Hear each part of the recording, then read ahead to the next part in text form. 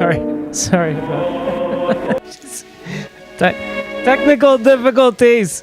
Welcome to Mr. Opera, home of the technical difficulties.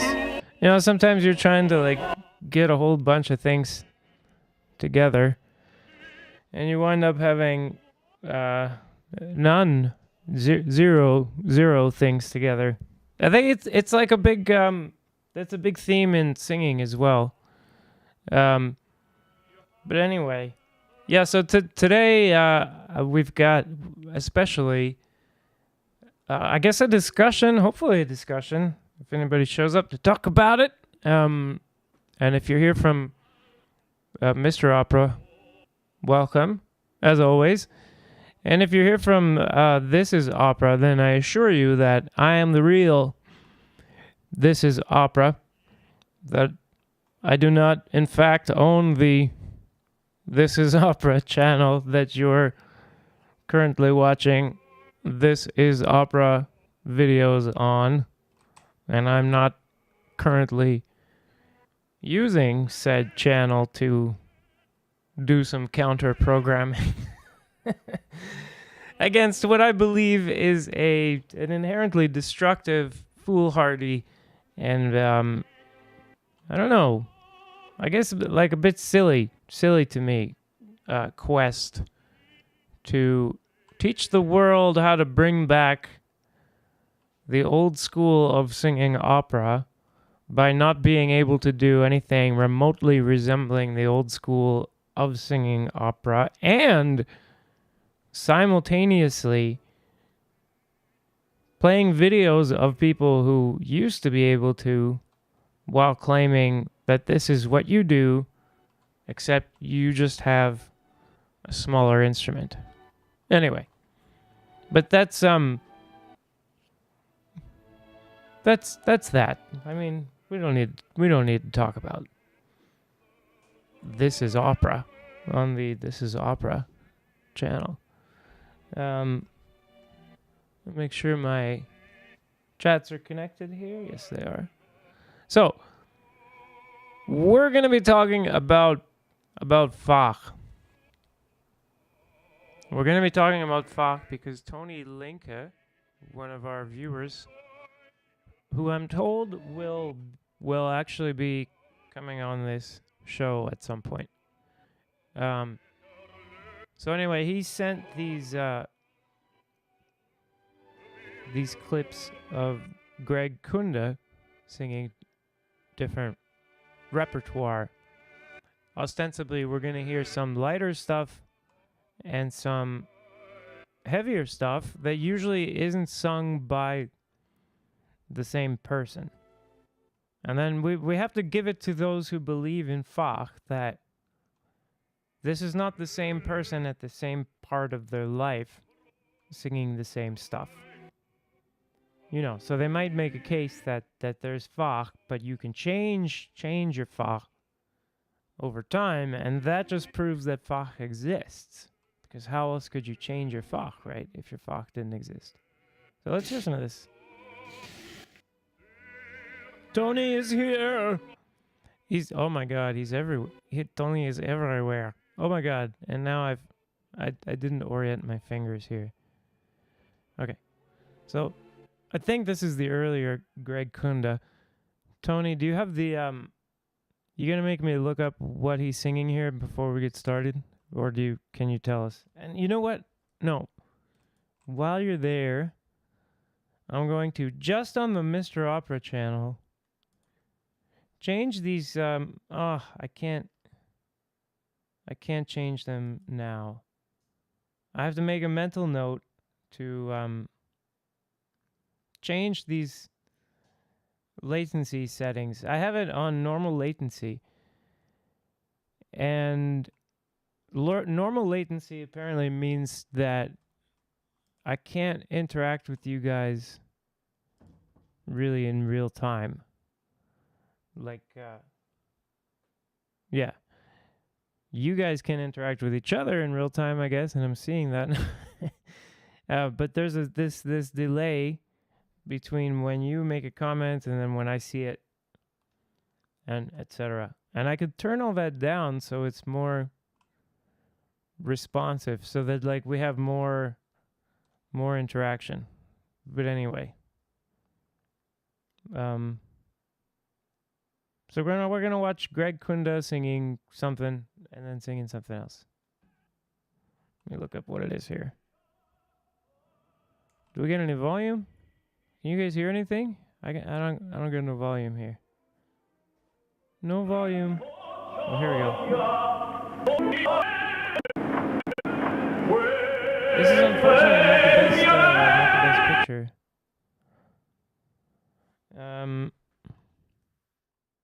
And what were we about to hear?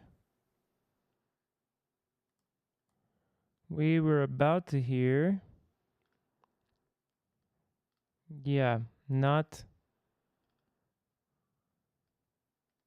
opera singer's tongue in the wrong place.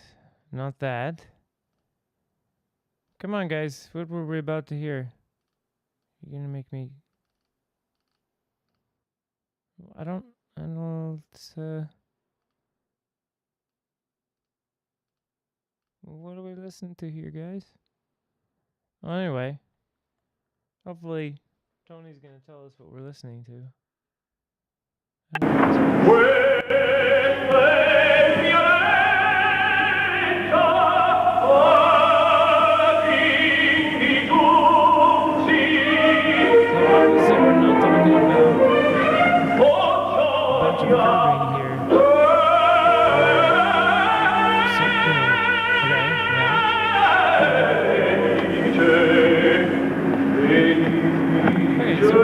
Like the heaviest coordination possible, but we're not in neutral here, and we're not. I don't know about calling this leggero. But what was this first one? He's supposed to give us a high F in this. I'm trying to look it up. Okay. A tanto duol. It's a scene in aria. Questa è mia reggia. A tanto duol.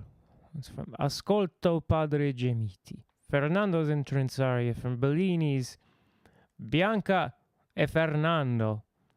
I don't know all about this. I don't know all. Yes, I don't know all about this because I don't know any of this. I don't know this piece at all. I've never heard this.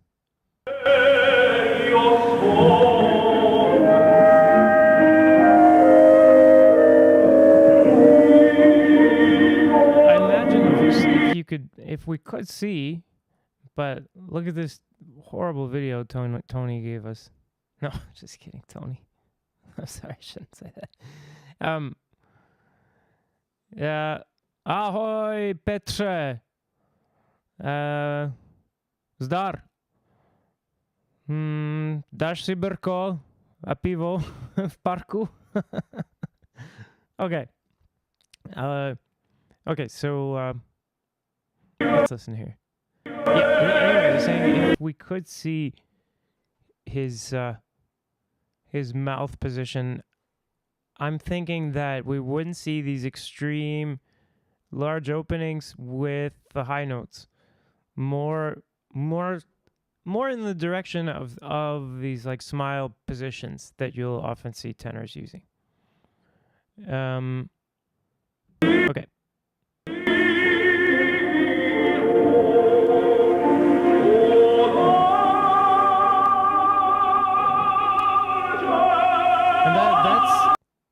Very covered, I guess. More in the overdrive curving direction, right? But he's not trying to be.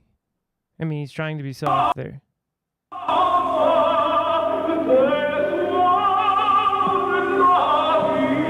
saying, like in general, it's more stretching of the vocal folds compared to, I don't know. Well, like what we were hearing from Fischella, but it's. I've heard much lighter tenor singing in this repertoire, and I've heard tenors who are kind of doing more, I don't know, you could call it more French style, more like au contre, more like less metallic, more going towards falsetto as much as possible all the time.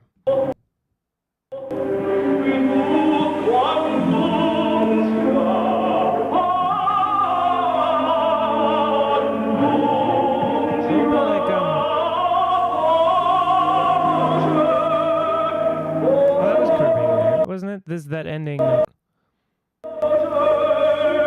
That's groovy. How's that cry quality to it?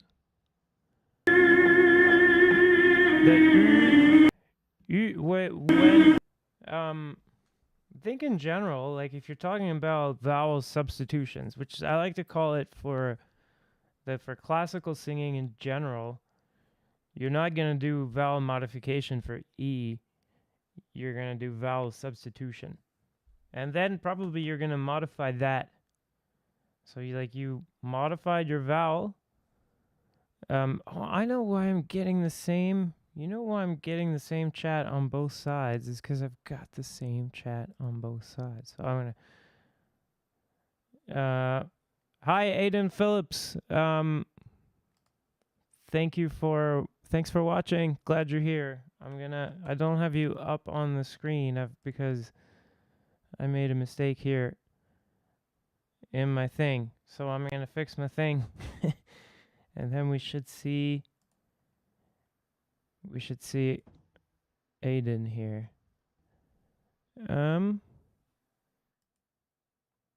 So let's see. Yeah. All right. Yeah, now we got both chats here.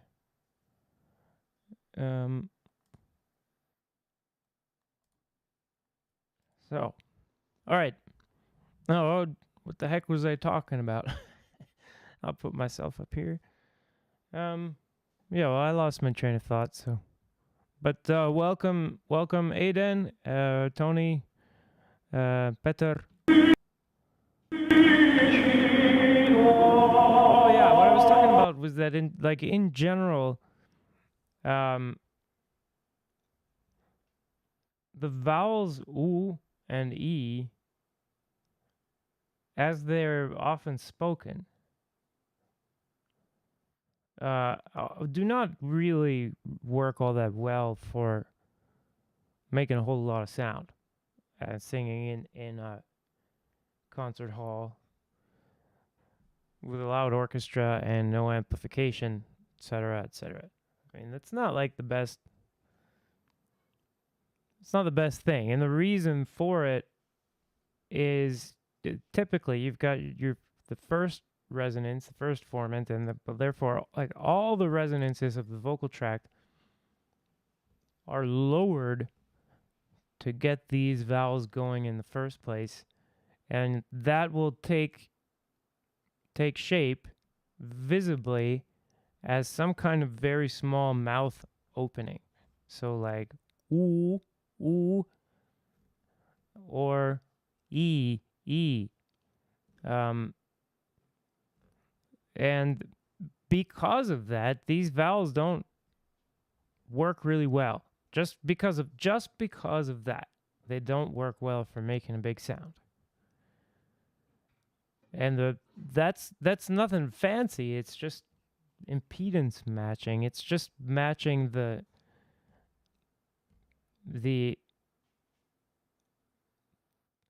let's say how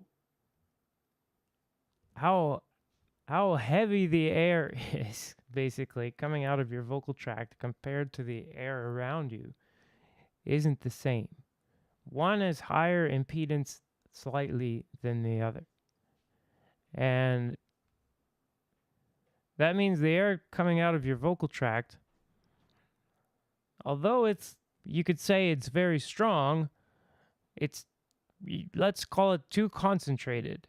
And so you want some way to spread out its effect before you get out into the room. So for this transition from the actual vocal tract to the room, you want to have a more gradual transition. And that's going to give you better transfer of energy from one place to the other place. So no matter what it is that you've got going in there in your vocal tract, getting it out is going to work better with certain openings than it will with other openings. And that alone is making E and oo really unfavorable for singing classical music with an orchestra. It's a different story, you know, if you're singing a little Schubert song in a, you know, salon, and there's 5 people and a little piano or guitar. So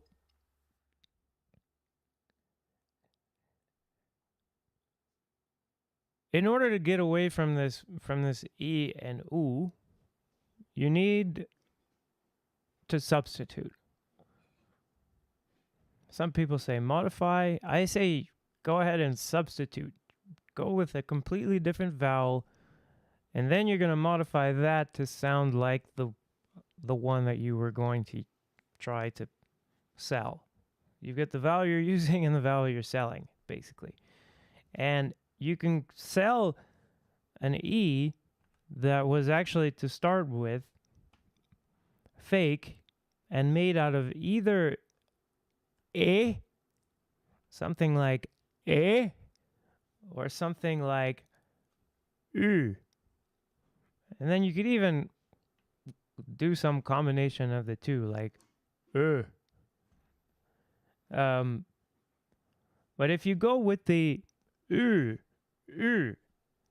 approach to substituting your E vowel, which is what he's doing here, it tends to be sweeter, but weaker. Sweeter but weaker. Yeah, and it's also gonna be easier to sing. So, and it's incredibly useful coordination to have. So I'm not knocking it or anything. So you'll want to use it. Hey, Daventon, vowel. It's sort of, yeah, you know, actually I was saying it to someone earlier that it's a vowel within a vowel, but we're not thinking that a vowel within a vowel is a real thing that's going on. It's just imaginary, and it's a procedure that you have going on. But yeah, it essentially does, it can come out to be like you're working with a vowel and then a vowel inside of that vowel. Yep. In the end, what I was trying to say was that if you're going with a kind of approach, it's going to be harder to use, and it's going to be harder to sell it as E. But it's got the benefit of being louder, and it can be more powerful. So if you're playing your cards right, that's going to be better. And if you're using it's more mellow, and that's going to be easier to manage. And so if you use that and you play your cards right, that's going to be an advantage. And clever singers use both. They alternate between those two.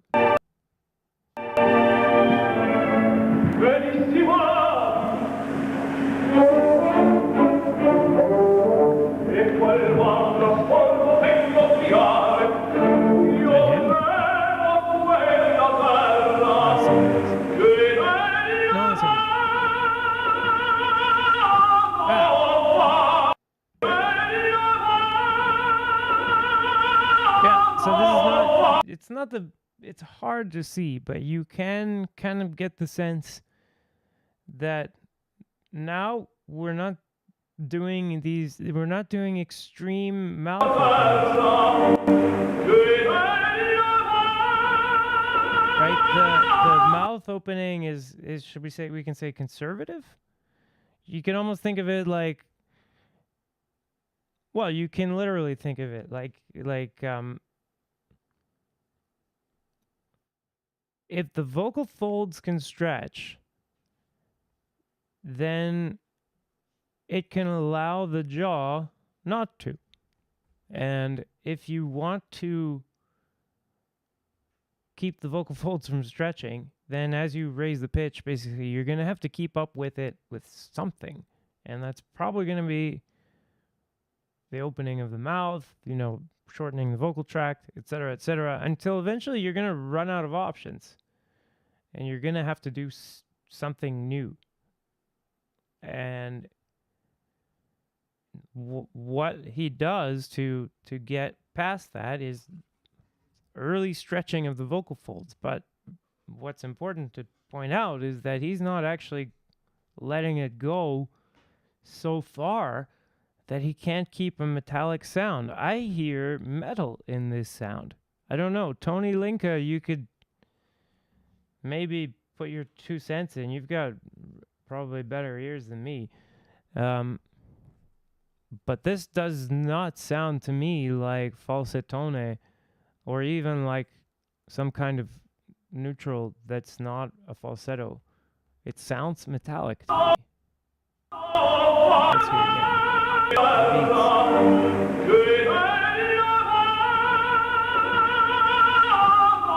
Yeah, reduced edge, and maybe the velum is open to get some of the density down without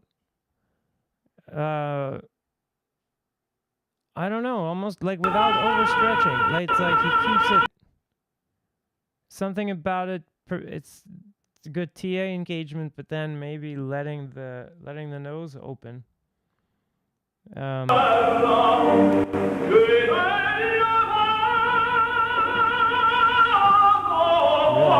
fine singing.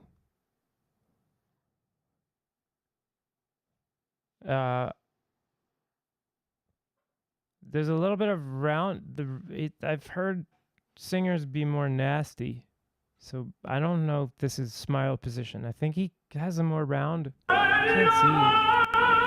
But I think this would be more round with the mouth. Yeah, there's some curbing vowels, but this high note I think is edge that he's singing. Let's hear it again. Hear it again.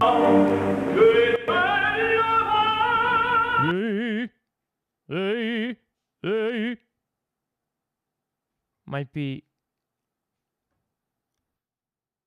in the overdrive direction, or like in the overdrivey curbing direction. I think curbing kind of has this relationship to overdrive. But I don't know if that's a thing. Oh, sorry. I gotta back up a bit more. Okay. That last pitch was maybe curbing. That's edge. That's reduced density edge. Which okay, so Paul, there's like 2 versions of CVT, and as far as I know, there's still this other version, this more simplified version of CVT, and in that version, there is no reduced density edge. It's called curbing. So, yeah. But in the Tony's advanced, and I mean, obviously, I'm advanced. But wait, where's my? Okay, yeah, I'm so advanced. Wait, no, yeah. Well, I tried to do this filter so I can have. Anyway, all right, yeah. Anyway, sorry. Okay. Yeah, so foundational level CVT, I think that would be curbing, but I'm not sure. I believe so. But I hear the edge. Everything reduced is curving. Yeah. Yeah, and curbing is the everything reduced mode. So.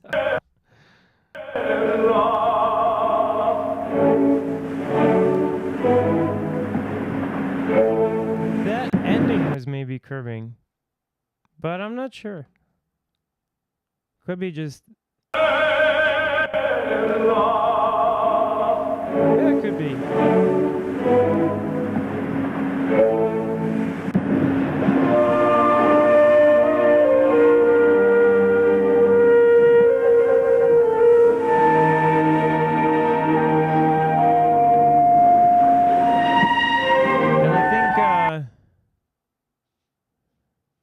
I think with curbing, you have this possibility for this crazy pressing, and you're never gonna get that in Edge. This like you press and press and press, and then at some point you're pressing more and getting less sound the more you press, and I think that's a curbing only thing.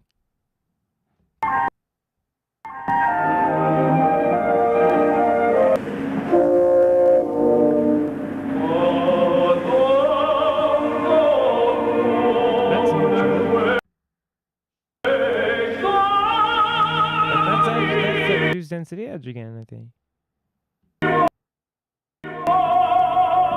That? What about that pitch? I don't hear any metal. Maybe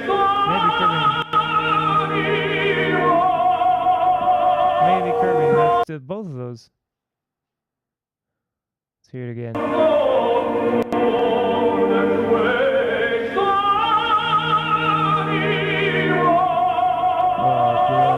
That's a tough one. I don't know.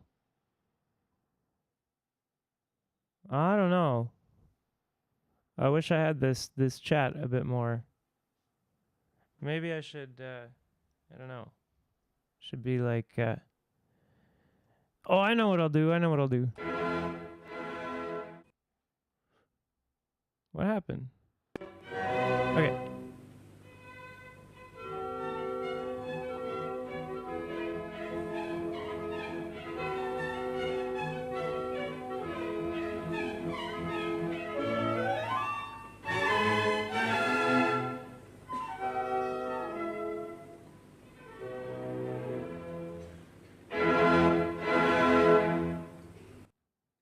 Yay! Oh, and that kills my camera every time. It really does. Kills the camera just every. I gotta stop using that. Man, that killed my camera. Let's see.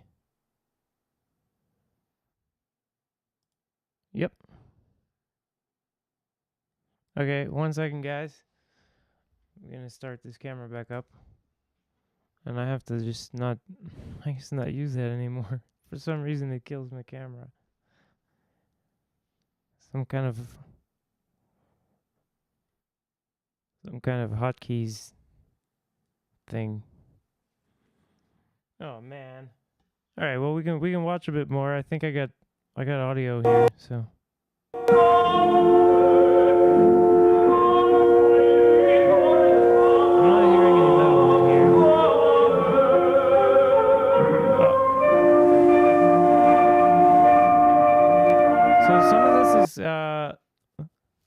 like linear pressing, I think. So for people checking in who don't know these terms that you hear us using, let's see if I can get my camera settled down here.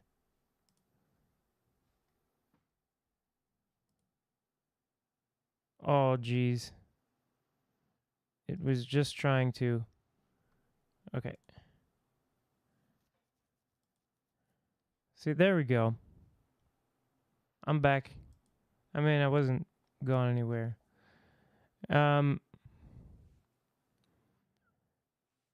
Yeah, that reduced overdrive though, Tony. I think that's actually more prominent maybe than we were thinking. I don't know. I've been finding that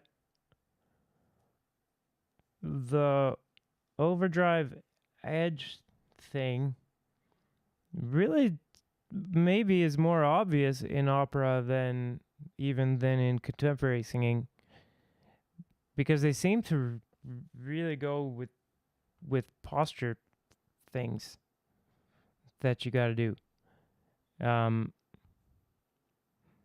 And with especially with, I would say,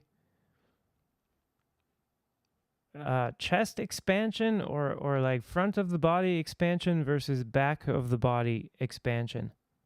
Seems to be that back of the body expansion goes with overdrive and front of the body expansion goes with edge.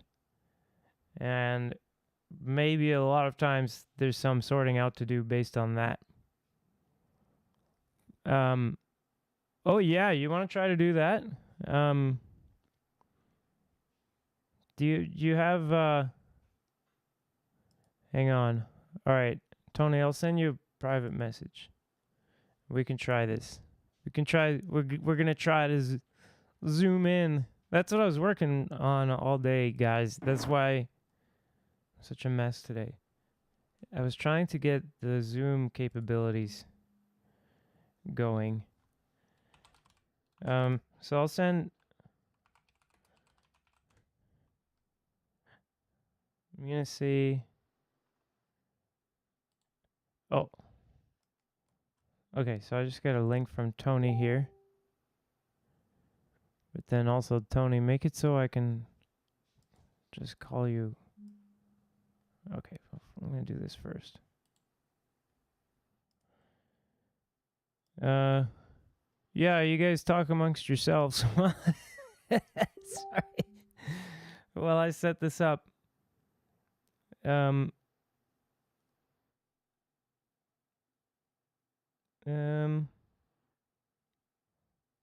Let's see. Oh, yeah. So I gotta join a chat here. Home. Join.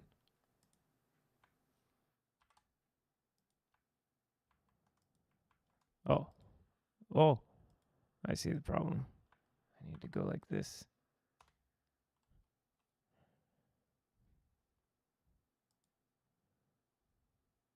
Okay, so this should take me into the meeting.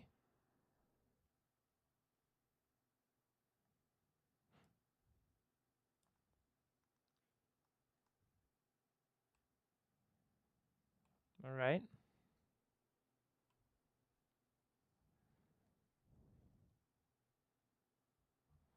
Oh, there's Tony.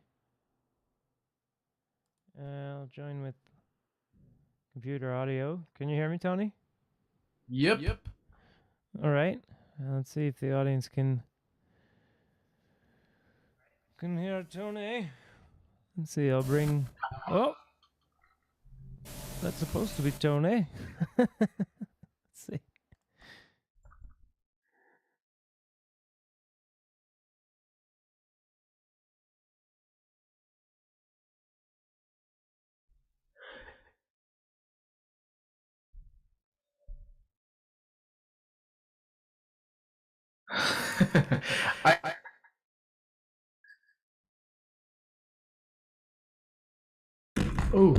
I I have a bit of a latency, so I don't see it yet. Oh, you don't see it yet. Okay, wait. Oh yeah, and you can't see. Let's see. So I'm just gonna try to be in the middle of my. Oh no, here we go. Wait, no. You should be able to see now. Yeah. Can you see? Yeah. There's the whole scene now. Let's put you there. All right. Well, I can make you bigger. There. Now you're bigger. Boop. Good.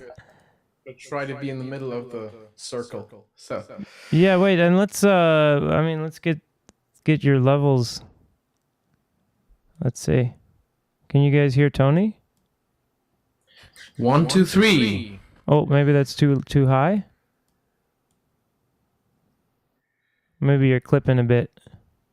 Okay, guys, this is Tony Linke. He's a famous YouTube teacher. Yeah, and well, you'll be learning all about Tony. He knows like a whole bunch of stuff about a whole bunch of stuff. So that's why we're interested in Tony. Also his personality. But anyway. Also my boobs. Yes, and if he says something we don't like, we can take him away, and I'll be like, "Hey, where's Tony?" So anyway. So, do we want to do a very short CVT introduction? Yeah, why don't you do that? Okay, so we have the category of metal in the sound, and I think people talk about metallic sounds even without knowing CVT. So if I do hey something like this, there's a certain ping or squillo or metal in the sound. And if I do Chiaroscuro. hey, there's none there. So in CVT they call the non-metallic sound neutral. That's kind of a biased thing to do, but we'll just go with it. And when I sing in neutral in pop, it sounds like hey, hey, hey. It's not very intense. It could also be hey. And then if you do it in a classical way with a darker color, that's still neutral. It's neutral, right? And it's not very loud compared to if you add metal. So there's different ways of adding metal. The most obvious one would be adding a lot of twang, so very nasty sound. In pop, it sounds a bit like this. They call that edge mode. If I try to do that in a darker color, probably Philippe can give better demonstrations in a minute, but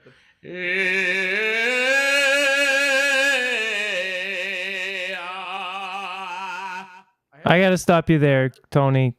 I mean, who could do better? yeah.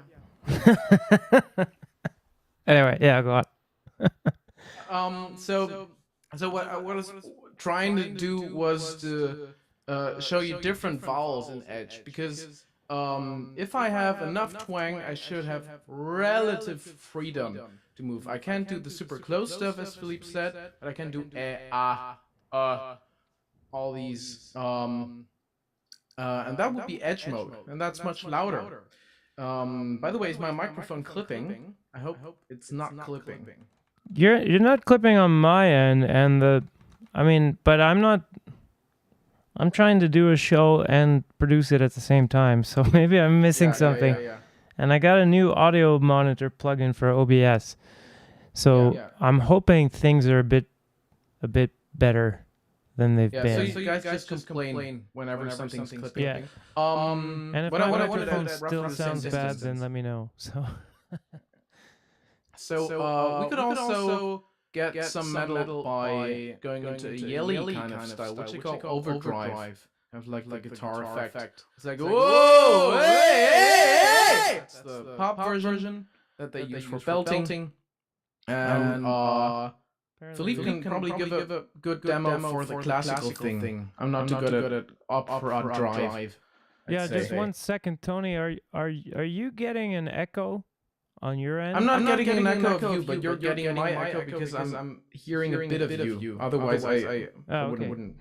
Yeah. I could try to switch on the whole headphone thing, but it's I don't know. tricky. Yeah. Is the echo bad? Is it like echo or just reverb, Tiber?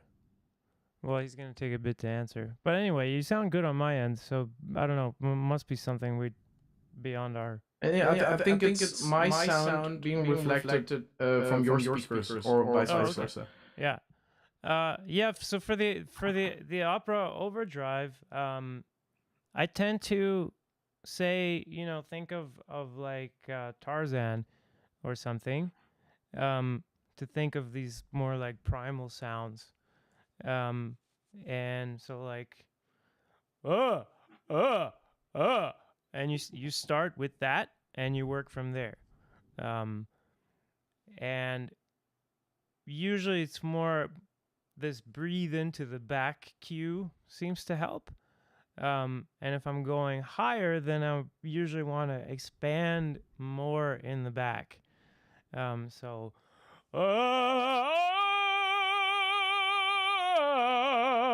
and you'll usually see this instead of a singer kind of winding up with their back arched and looking up at the sky, you'll see them kind of looking down or tucking the chin or something, and tends to go more with like oh and ah, and you're not going to hear it as much. Like you're not going to hear like an a kind of sound from this. And I think when people go into this and they want to sing an they tend to modify it towards like kind of thing. So that's typical. Whereas like with the edge way, I don't hear that so much, that they modify it towards or e doesn't get modified towards I guess. It goes towards instead. So yeah.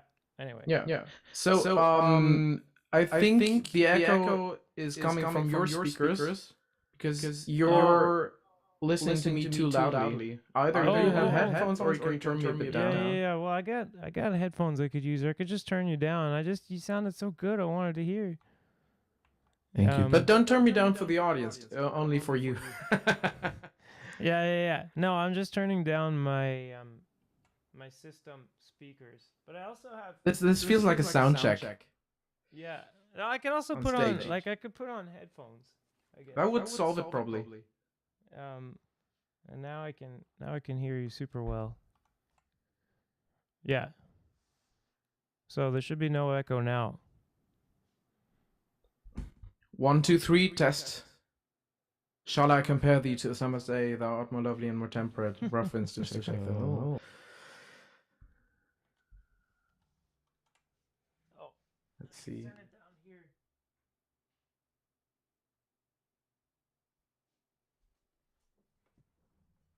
Okay. Yeah, that should be pretty. That should be pretty good now. I'm gonna try to give a pop curbing demo. So curbing would be a reduced metallic note. They used to call it half metallic, but it's more like a spectrum, where you have a bit of the buzzy, ringy sound, but it's not as much as an overdrive or even edge. You probably know it as cry or whinge or whine or whatever if you have browsed other methods of singing that use these terms. It's like so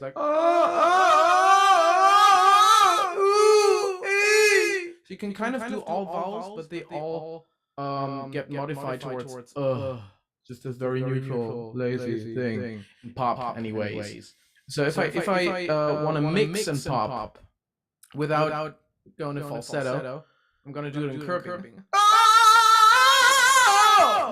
So this has a bit of ring, but it's not as ringy as if I that had extra. If I did it in edge. Now you're. I don't know if you're clipping on your end. You're clipping on my end, so it sounds like edge. Yeah, I'm just gonna do it just once again, facing away from the mic. But so now you know it's loud. So that's curbing. I turned you down a bit. Right? I turned you down a bit, but it's still clipping a bit. Okay, I'm gonna go back 30 centimeters. Like that? And now I'm gonna do reduce edge, so you hear the difference. So that one has even more. That worked well on my end. And I don't know. Again. I'm sounds like you're in a cathedral. I don't know. On my end, it sounds that's maddening because on my end it sounds really normal. That's weird. And I'm hearing you through OBS, so maybe it's not a cathedral thing, but an echo again. So maybe your headphones actually giving out a bit of noise. Let me try. Okay, so what if I'm gonna mute. So I'm gonna mute myself, and you go ahead, and then let's see if we have an echo. Okay. So this is gonna be the third attempt at demoing pop curbing. Oh! So there's a bit of in there, but not a lot. Now if I do reduced edge, which has the same kind of stretch, but more twang, and more brighter forward vowels, let us say. It's much louder. And maybe even that last demo clipped, but I don't care. You just hear that's loud. Maybe we can give opera demos of curbing and reduced edge. Yeah. See, I'll have to step away and turn away, because my voice is just too big. Yeah. So the best for curbing, let me see if I can think of something good. Well, I guess would be just a similar kind of pattern. So for curbing, the best cue, I guess, that I've heard, or the most common one, is to put a cry into the voice. And then also you hear sing everything through an ooh kind of thing is another cue. So maybe you can watch the stream in the past and see yourself what kind of reverb this is. Yeah, we'll do that and try to figure out how to improve the sound. Yeah, so una furtiva lagrima. When it sounds like essentially the guy's about to cry, he's curbing. Another thing with curbing is, I think, with tenors anyway, this is related to the idea of big singing should be effortless, even though that's bullshit. When you compare trying to make a lot of sound in curbing to trying to make a lot of sound in edge and overdrive, then edge and overdrive are comparatively effortless to that situation of trying to pump out the sound in curbing. So if I was more going to the overdrive direction, then I would not change, I guess, that much about the vowels there, but definitely I would try to open the mouth a lot more. I guess this ooh would be out of reach now. So now I can't go ooh, which I can in curbing. Ooh, ooh. I guess it's not ooh. Ooh isn't going to get me curbing, but just a little bit more open than that. Ooh, ooh. I can do that. By the way, just one thing.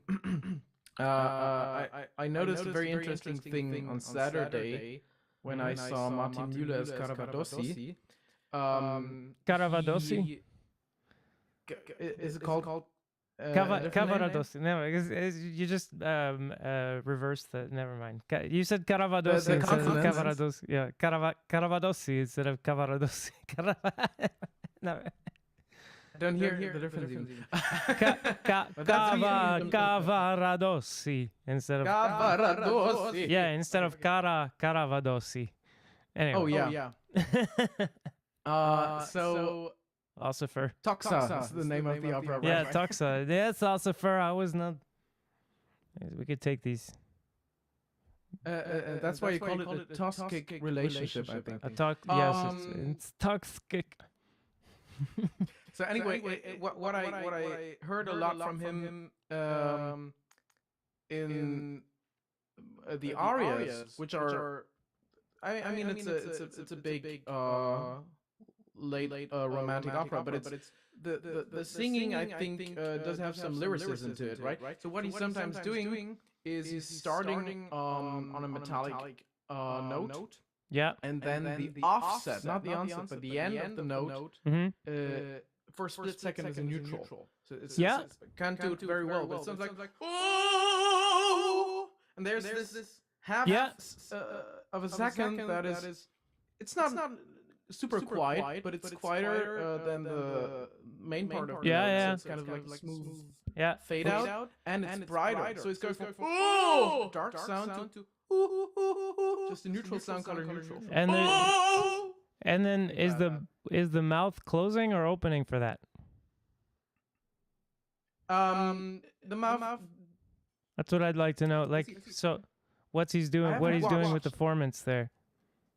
I think closing more. It's closing more. Okay. Interesting. So kind of the thing you did, it reminded me of what he did. Right. When you went from curbing ooh to neutral ooh. Well, he might actually be going through a brief moment of curbing for his offset. Yeah, but extremely quickly. Yeah, but like it's always hard for me to differentiate curbing and reused edge or even like fuller edge on closed vowels like ooh, oh. I can do it on right. E because curbing is never really E. Curbing is always E. This kind of thing. What I like to think about is that when you add ooh to something, you tame it. Yeah. And curbing is another word for taming. Yeah.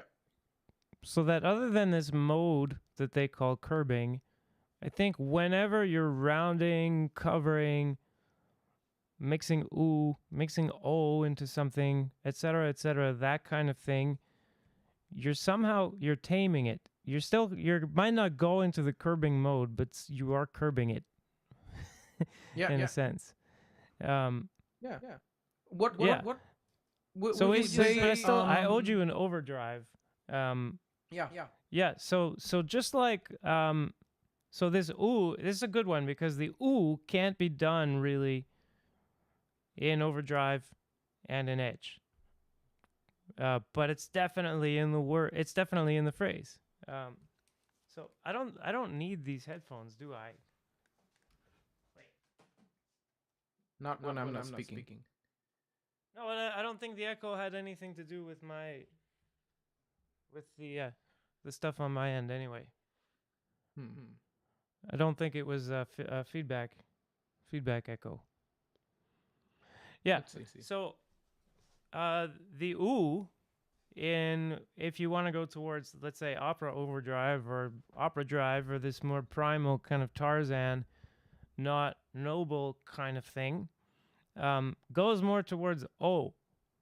So ooh becomes like oh kind of thing. So oh no, and it's not the best choice maybe for this phrase, but yeah, it is what it is. It's pretty freaking loud. It's probably loud. I imagine it's probably louder than the opera edge, I guess, version of ooh. So the opera edge version of ooh, instead of going towards o, it goes towards this kind of. Okay, so if you I have to kind of imagine. I have to paint a picture for this. Imagine you have a peanut, and you take that peanut and you put it in the back of your tongue, and then you're gonna hold that peanut between the tongue and the pharynx, I guess, or like the back of your throat. So this behind the soft palate kind of area. If you were to put that, which I call area of interest 4. So if you put, or say between 4 and 5, you put the peanut in that area and think of some girl from the valley going, ew, ew, ew, ew, ew. So your tongue is like kind of really high and back. Ew. And if you need to, you might want to like lift the upper lip. Ew. Ew. Oh, nah. You get this. And now it's not ooh. Yeah. So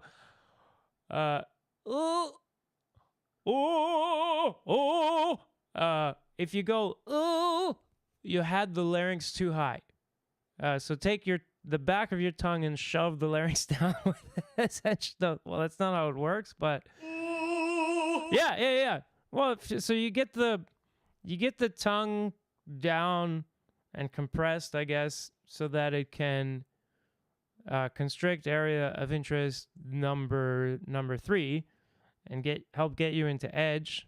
So I think this is that type 1 nonlinear interaction, or aka the back pressure, which, if I'm now understanding correctly, it's usable even when you don't get metal out of it. You still get this glottal pulse declination rate, maximum goes up or whatever.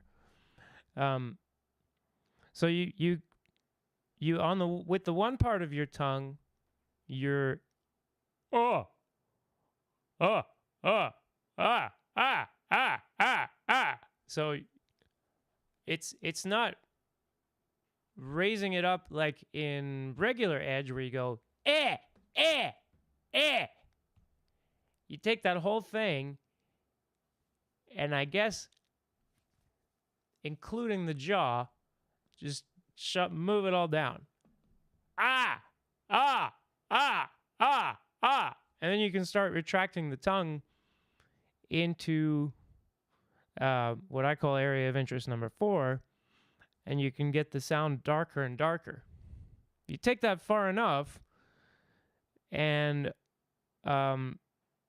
now you've used the back of your tongue, the very back of your tongue, to constrict and compress area of interest number 3. You've used kind of the middle of your tongue to get up into area of interest number 4. Now you've cleared out a whole bunch of space from area of interest number 5, which was further up into the mouth opening. Now, the further that gets cleared, the more you lower the second formant. So now you manage to get the first and second formant close enough that it's something like ooh. But kind of based on this ooh. And I suppose yeah. So if it's more if it's coming out too much like that, put the peanut further forward in your mouth, and now try to put it in that same spot.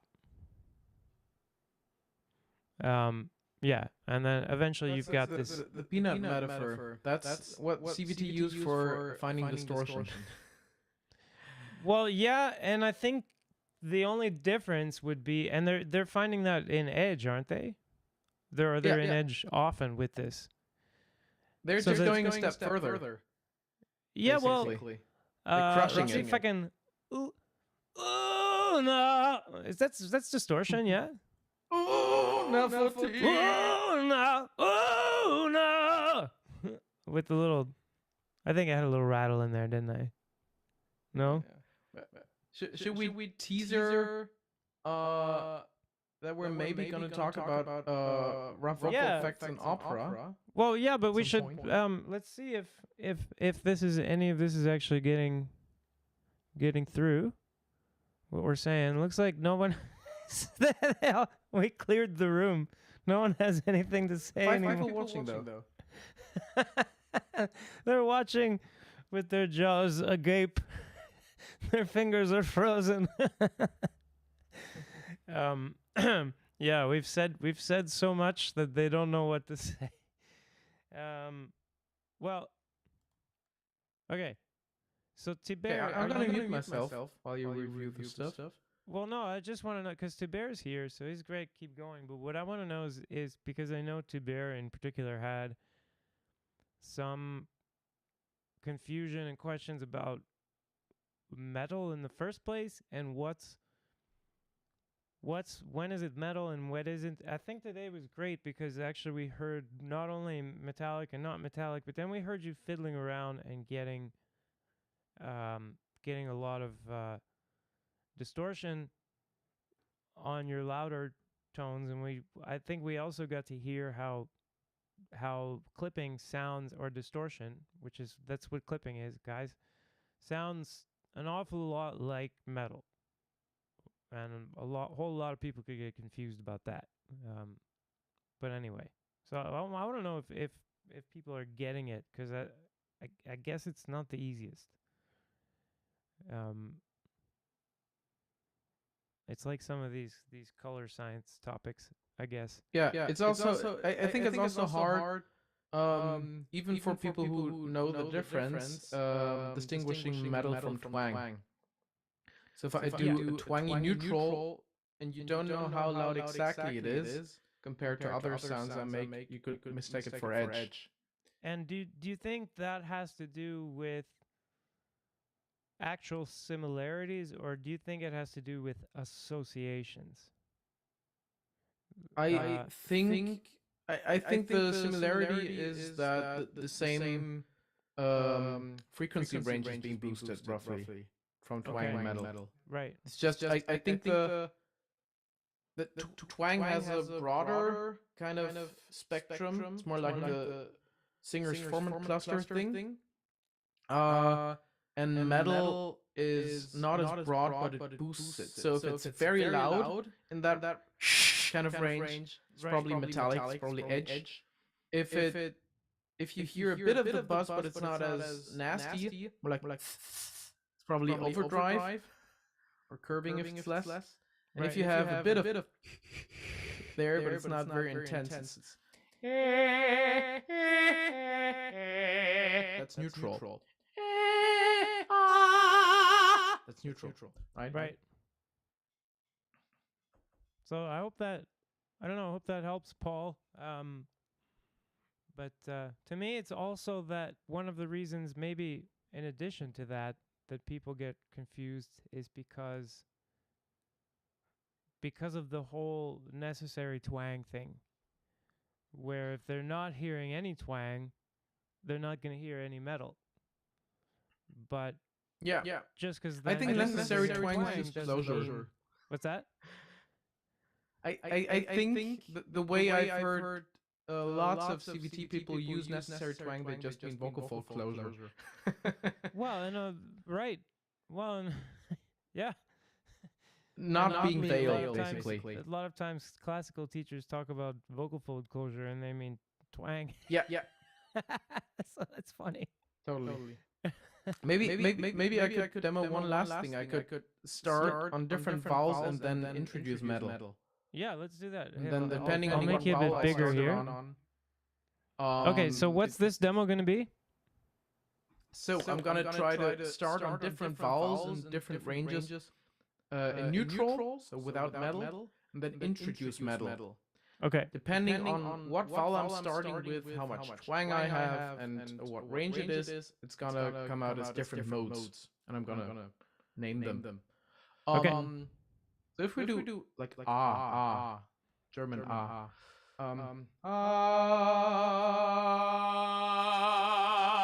this one I had to do an edge because I have no other modes available in this low range that are similar to the shape of neutral. So I had to introduce twang first and then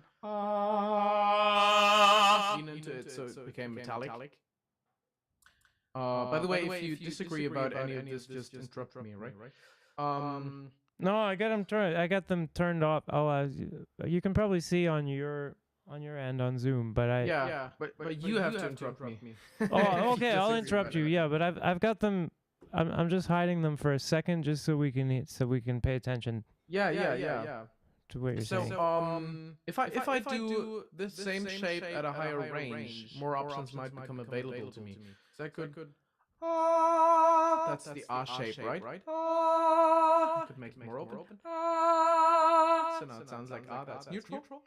Now I could either go to edge again, like I did in low range. That's edge. It's very nasty. I could also go to overdrive and modify it kind of towards awe. I'm just sorry, So it's kind of like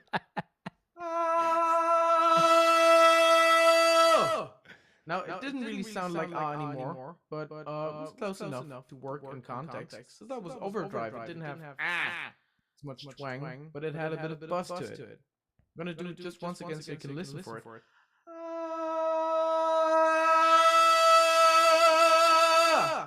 should sound a bit metallic. Hopefully. I'm doing this into a SM7B, by the way, which doesn't pick up a lot of treble. So in the room, it'd probably be a bit more piercing. But if you can hear it with this one, that's great. I could also try to go towards curbing in that high range. But I'd have to close the mouth more. So I'm not gonna start on the super open thing, because that's gonna make it too obvious. I'm gonna start on.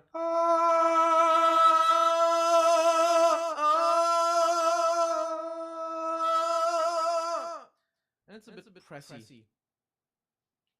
What do you think about it, Philippe? I mean, that's, to me, curbing is the pressing mode. So yeah. So it's not very metallic. No, but it's also not a very high range yet. Yeah, it was like it was at E4. I could just do it once on G. I'm just watching and enjoying not having to work here. Good. And like let's see what the. Okay, so there's some questions though. Yeah.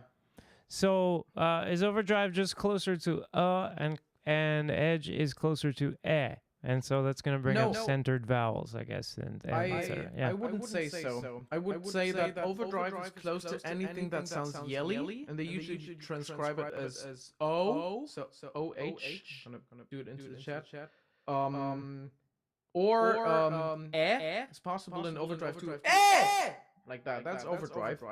And theoretically also an in-between thing, like a rounded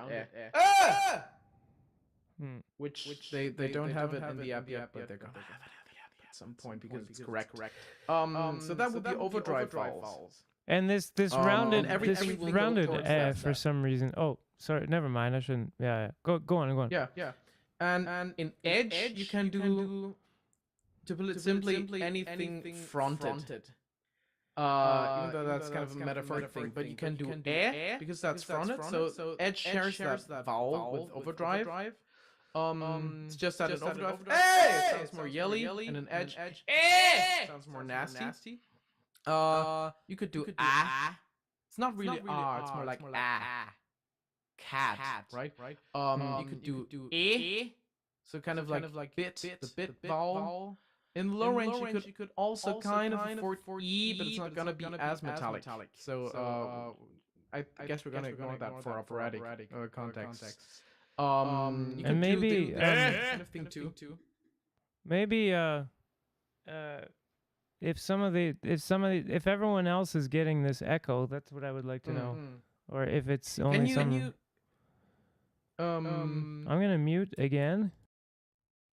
Mute yourself? Yeah, I'm gonna mute myself, and then we'll see if that helps at all. Yeah. Let's see. 1, 2, 3. Hey! You get an echo.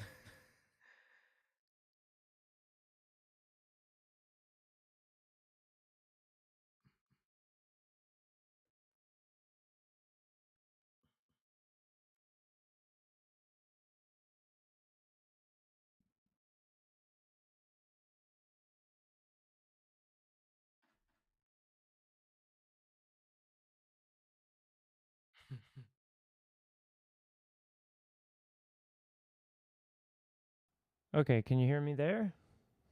I can hear you. Okay, and now what do you think the echo is?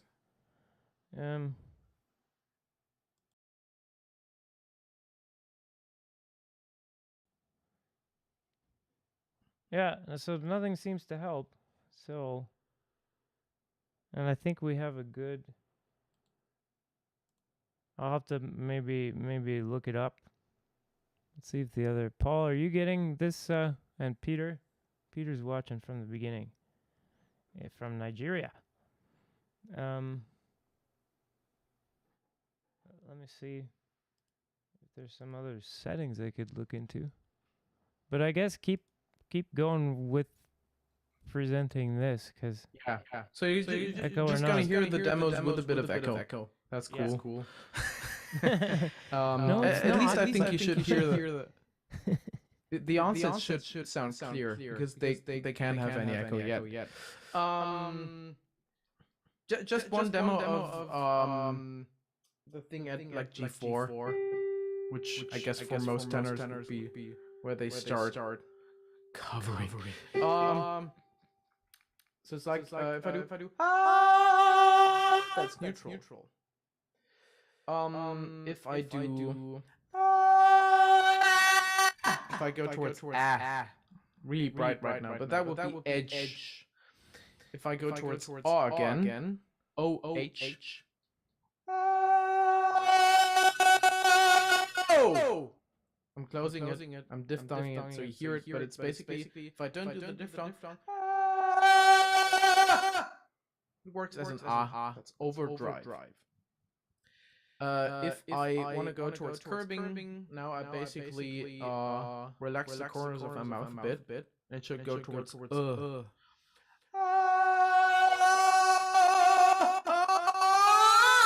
if I go higher, the curbing sound is more typical. But it's kind of hard doing open stuff in curbing, so it's always kind of compromise. Now, quick demos for the other vowels. If I do neutral to overdrive.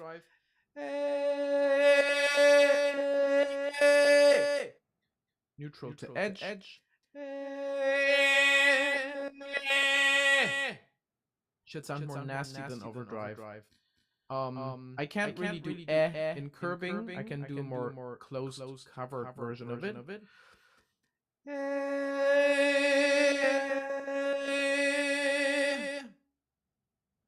It's more of an E.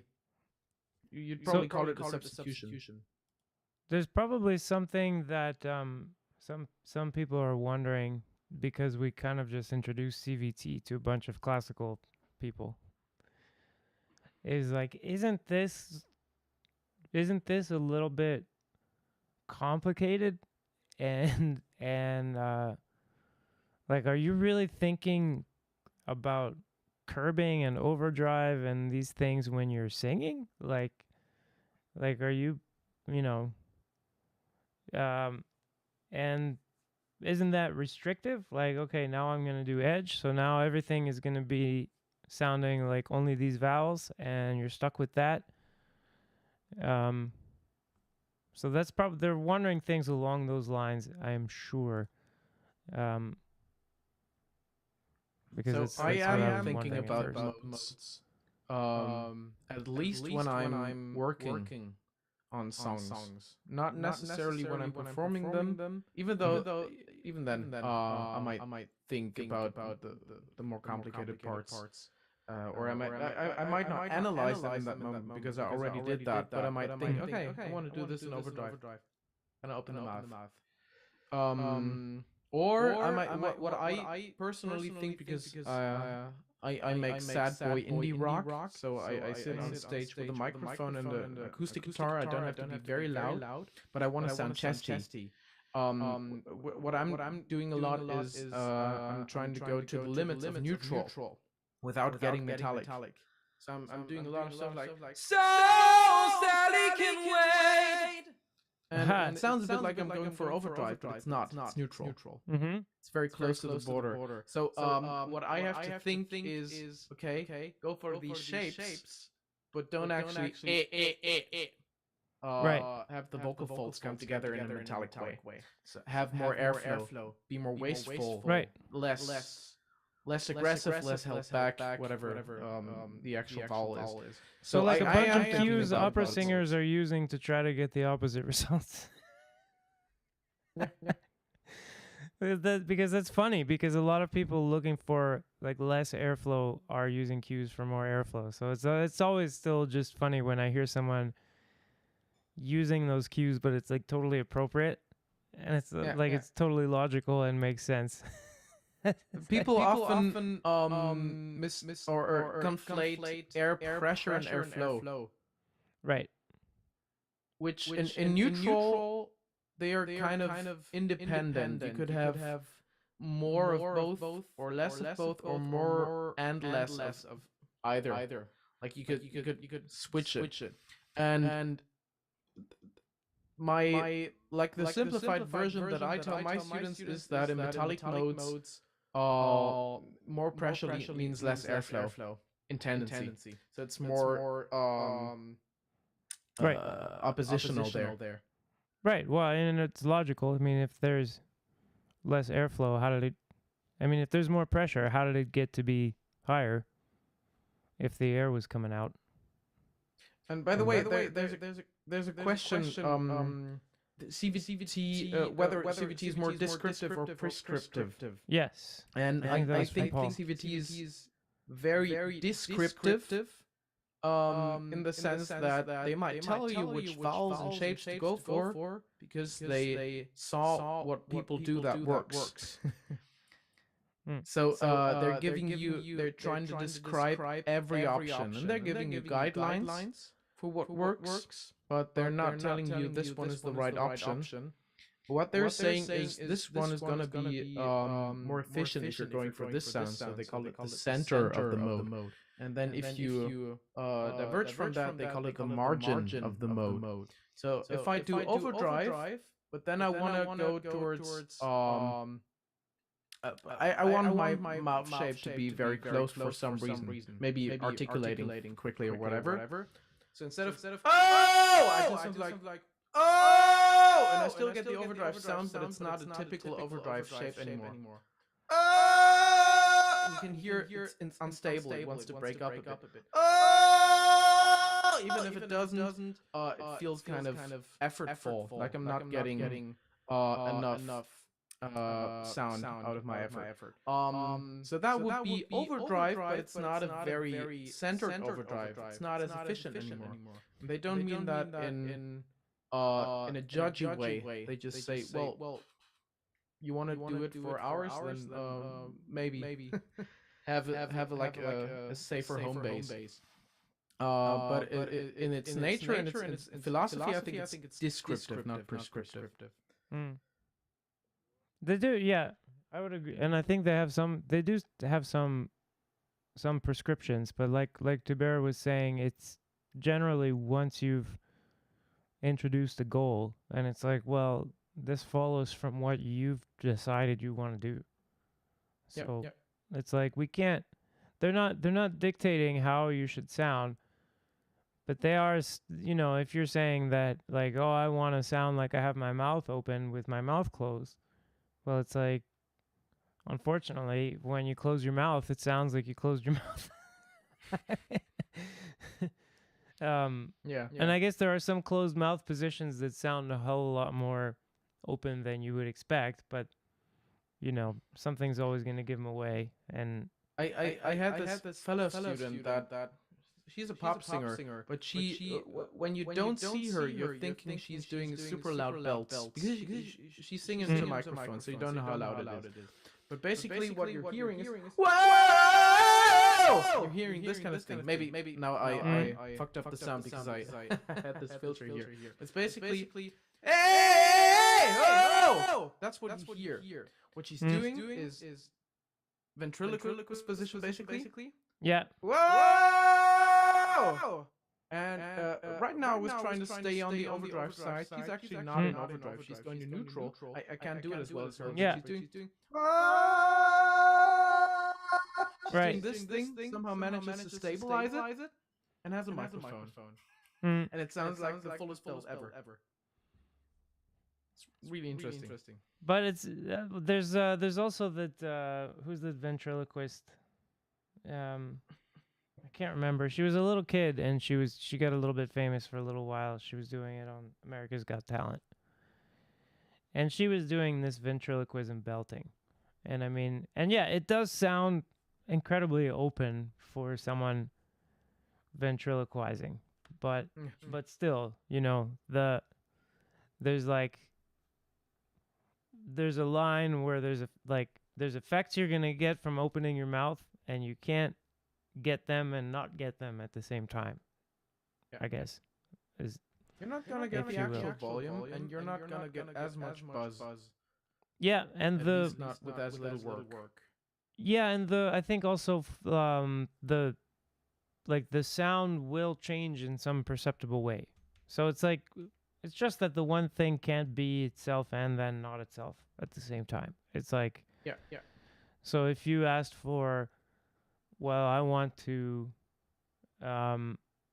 well, I'll just use the stuff I do as an example. It's like, I want to sing I want to sing this Samson part and not destroy myself.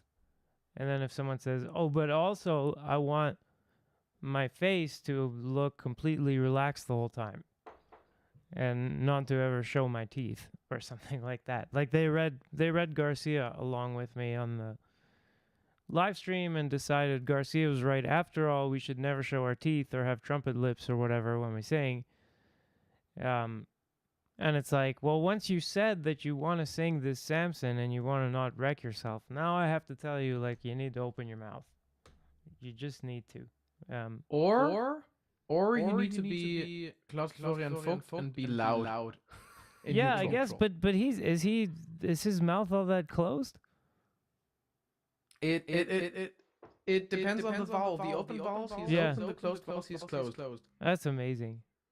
He's like my imitation of him, although mine is not as loud. My imitation is, and I'm not thinking about my mouth shape. I'm just thinking about the sound, and you can watch the mouth. In fernem Land unnahbar euren Schritten liegt eine Burg, die Mann. So he's opening up. Yeah. So what do you figure is making all the sound? What do you figure is making all the sound? Just maybe exceptional vocal folds or something. I think he's using a lot of pressure and quite a lot of flow at the same time. So he's probably pushing into what I just did. Instead of la, he's doing stuff like that. And I would get tired if I did that for a while. And probably still I'm not half as loud as him, but you can do that. There must be something exceptional about him. I wouldn't expect most people using that strategy to have as good a time. He does get a bit of creaking. Apparently not only in the performance I saw, but regularly after like 3 hours. Which it's not bad. He doesn't get freaked out by it. Apparently, he just ignores it. And so I enjoy it. I'm a rock musician. Right. It's like nice. Right. But so there is the airflow can't be too fast if there's creaking. But I guess it's much faster than if you sang it even curving. Or more metallic stuff. And I think you can also hear him if you search him on YouTube. You can hear that he's not doing very long phrases. So he's like no, breathing a lot. I guess we'll have to cue that up. But we should also we could preview that we're gonna do some. This is actually the test run for something else. I mean, we'll see if we can fix the echo. And I'm gonna see if there's echo on the recording of this. That's what's gonna be interesting because I'm recording this onto my hard drive.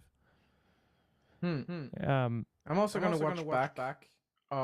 Just as soon as this is over. Yeah. And then maybe find out what it is. Yeah. So that'll be helpful to know. But why don't you talk a bit about that? And then are we gonna watch the rest of this? Yeah, we have to watch the Kunde stuff. Yeah, and I can do. I don't know if you want. I can do effects, but only on my side. What I can do is. Yep. I don't have the sound effects to go with this, but this was my Well, Chili Pepper. I can either blur the background, or I can. Okay. Yeah. I can do this, I think. If things get really intense, I can take us there. I can beam myself into different, but that's just assumed stuff. I'm just gonna give a little teaser for the vocal effects thing. Okay, wait. Teaser alert! Teaser alert! Teaser alert! Teaser! Okay. Can you say teaser again? Yes. Teaser alert! Teaser alert! Teaser! I'm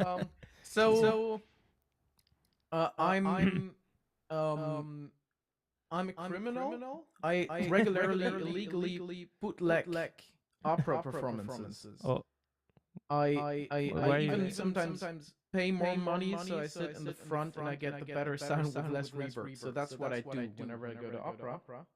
And whenever I go to opera, I also get very excited whenever there's vocal effects in there, like stuff you'd expect more in rock and metal contexts.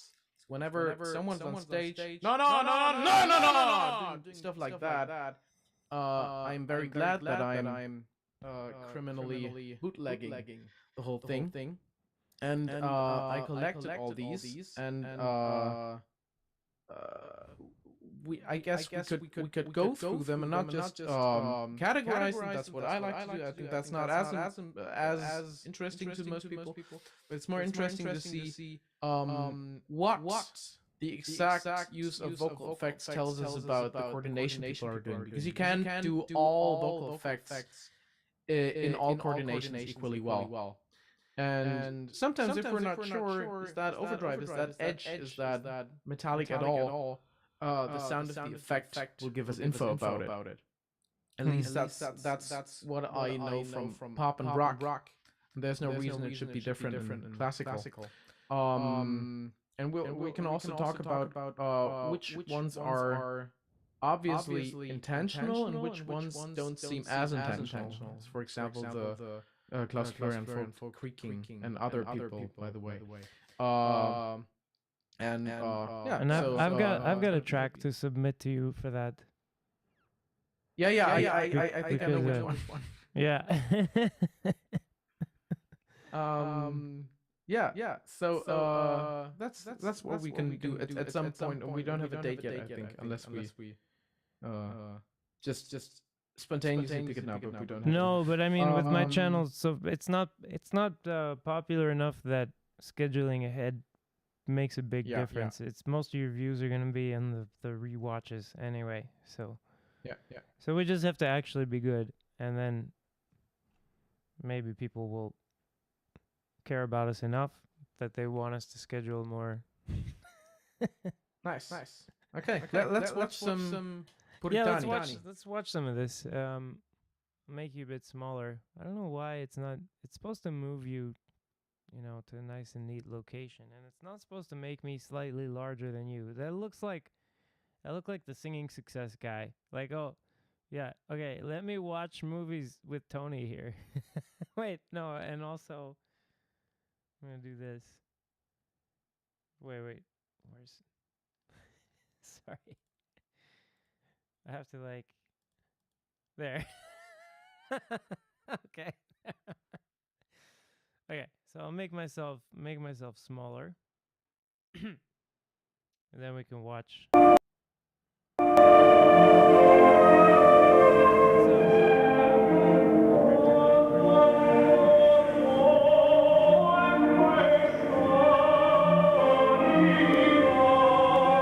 don't think I hear sound.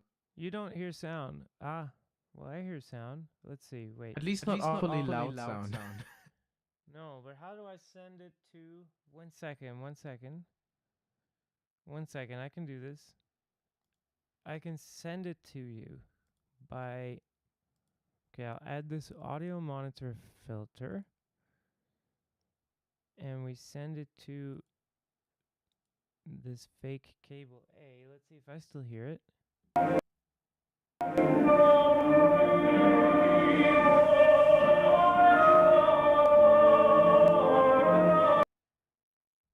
You got it? Okay. So wait, let me just make sure that this is wait.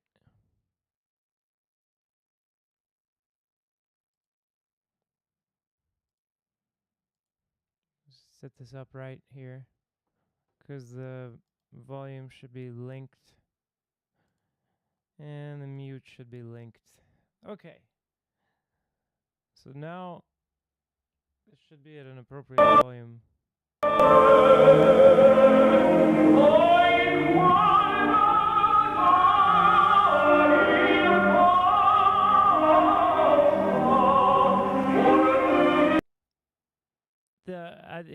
does. I think one of the ways he bridges with this reduced density edge and neutral is with nasality.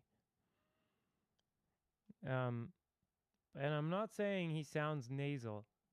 That's asinine. I just mean that the velum is open as a way to introduce this, I guess, anti-resonance or whatever into the vocal tract to tame the sound. But it's an interesting way to tame the sound because it doesn't also round or darken the sound. It kind of makes us think it's brighter. So let's. I hear more closed shapes. At least on the phrase we heard right now, I hear more direction than in the more dramatic stuff. So do you think that's curbing? Yeah, I'd say so. But yeah, it's hard to hear again because the treble is not really there. Right. So it might be changed, but it doesn't. It sounds less edgy than what I heard before to me.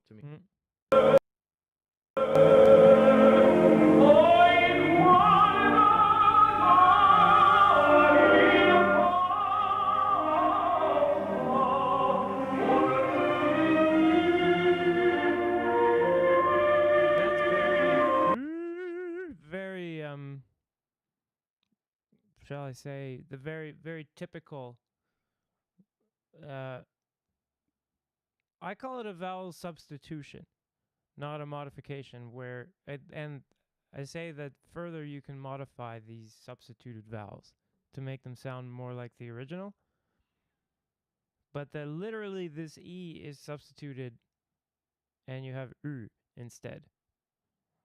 Like, I don't know, müde. Like basically that vowel. And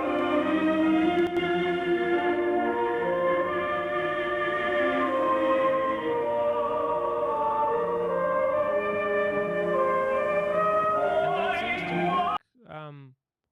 If you have the U from edge, you can play with kind of thinking of that U as the equivalent of the U that you would normally use to get to So, I mean, a common way to explain what is that you mixed U and E. So, this would be, it's not literal, but I guess a figurative way to explain what can happen is that you can smear things around by, let's say, instead of mixing U into everything that comes from your lips, you're mixing an U that comes from your tongue, which is non-scientific kind of artistic language. But what do you hear there?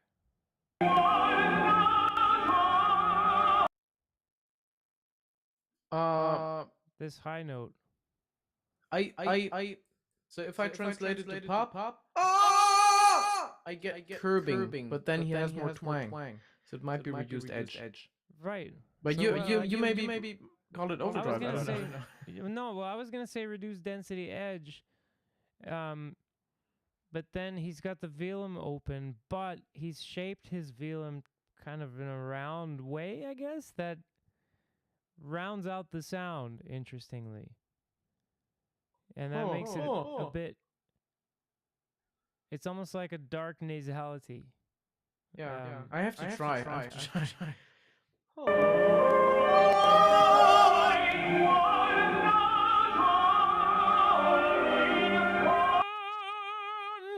Kind of, no, I don't have it.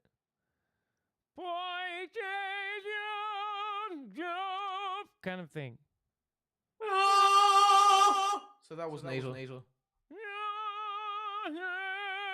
I think it's, yeah, the nasality would help to reduce the density of it, and it feels very easy doing it in a nasal way. It's not as loud. Yeah, but it could, I could be totally off. I think the lack of treble, like you mentioned, makes it a little hard to hear what's going on. But we can say the most important thing about this is the high, very high stuff. So that that it's very high. And also, I would mention that I haven't heard anyone be successful with fuller density stuff in this tessitura. And I don't know that it's about so much the range as it is about the tessitura, where it lies, where the center of the phrase is, and around at what pitch level you have to do most of your articulation. I think is what. So should we move on to the next track? Because I think people want to see the. you can. If you don't want to do the whole thing, you can skip to the last third. I think there's gonna be higher stuff in there. Okay, is it fast section cavaletta?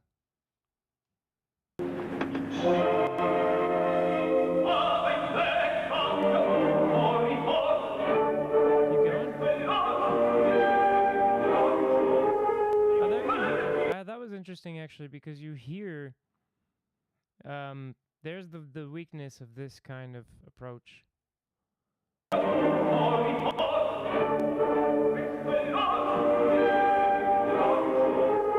he's got a bunch of stuff to articulate that lower in his voice, and it's completely disappeared. So this strategy really depends on the pitches being higher, I think.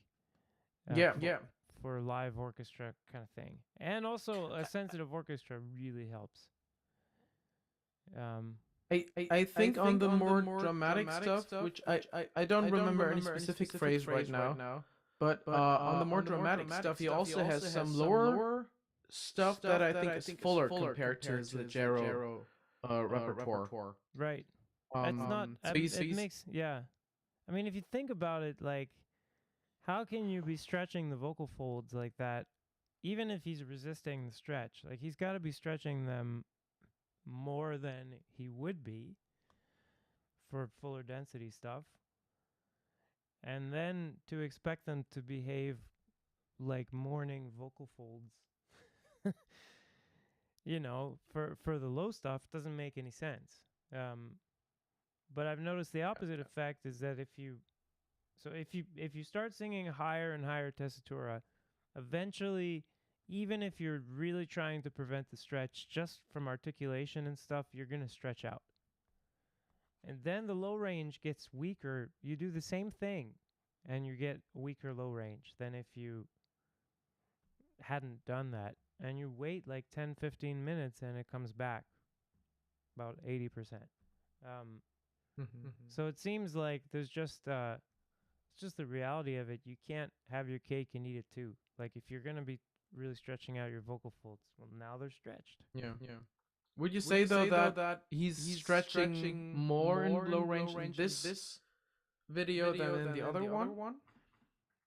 Well, let's look at the other one. But to me, it's like, it's possible. It's totally possible for a singer to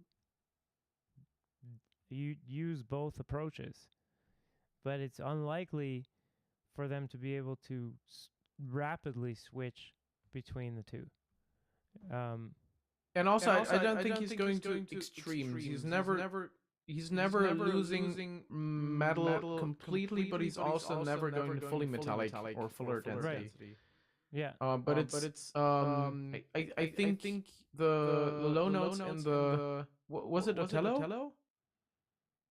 Let's hear. Or what was it? Let's hear the rest of this. Yeah. I don't remember what you. But the first thing we saw, which I guess at least was more dramatic repertoire. I think I heard low notes. They didn't completely get lost. Right. Acoustically. I'm not sure. It's just something that I wanted to mention, but it's also like singing higher tessitura stuff in general tends to raise the voice up. So yeah. Anyway, it's unfortunately used as like a sign that someone's a leggero after all. To me, it's just a sign that that's the stuff they're singing. Anyway.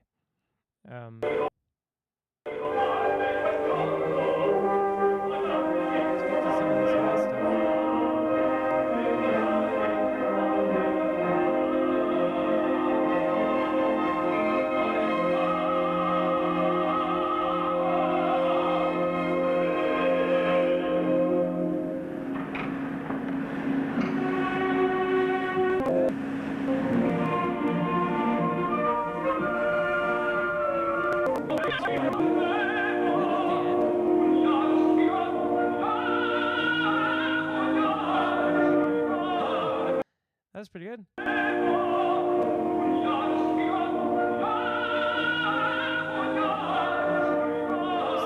He closed his mouth to go higher. Yeah, yeah.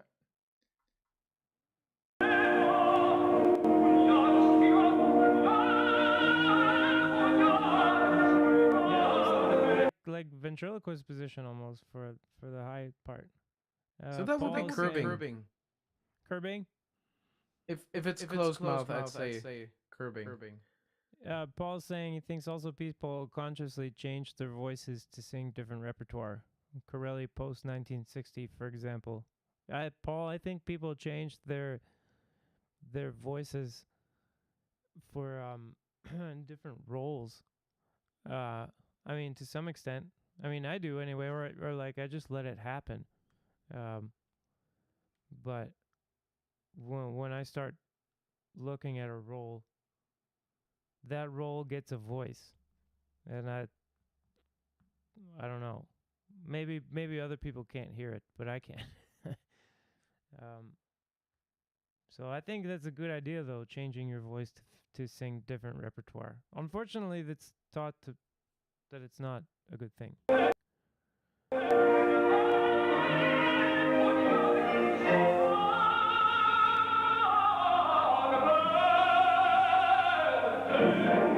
think Marcy would agree with a lot of this stuff.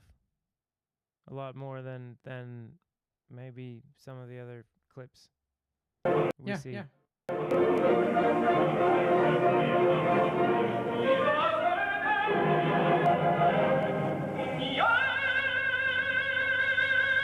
Reduce density edge. Yeah. Sounded more open than a ventriloquist. Yeah, that's not the whole closed thing, I don't think. And I don't think the whole closing the mouth thing goes with reduced density edge either. No. I think closing the mouth I would classify stuff as curbing if it has a closed mouth but metal. Right. That makes sense to me. We are agreed. I can go like wait, I can do this. 1 second.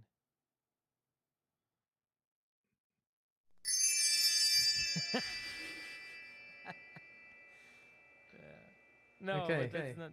Wait, no, I wouldn't do that to someone. Only behind. Okay, let's wait for the actual high notes now. Oh no, it's still not high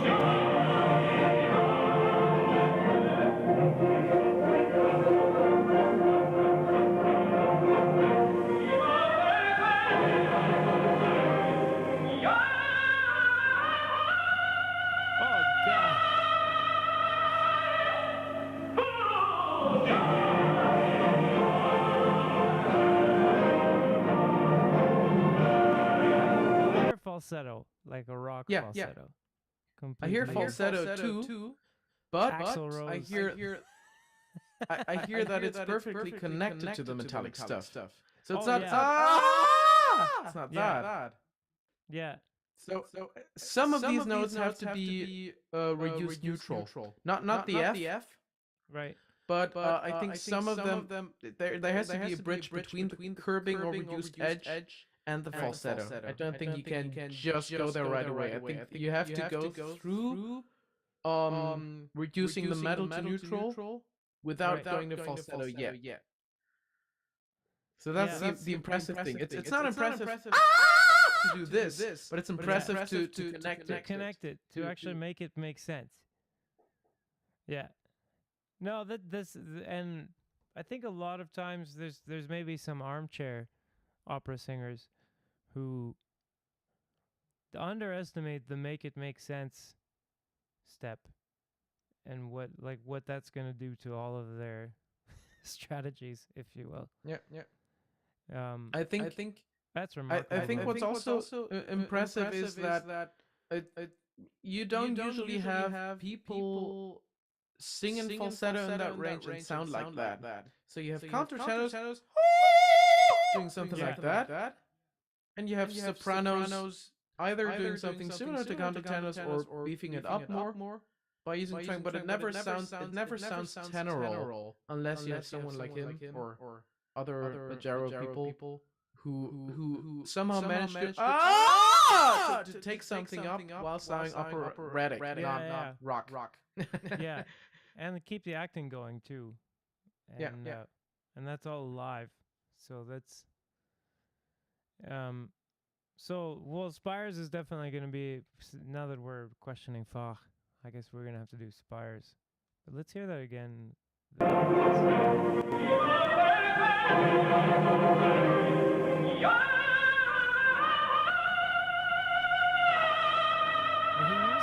He used some H's there. Yeah. To help get the air moving, I guess. To change the mode, I guess. Yeah.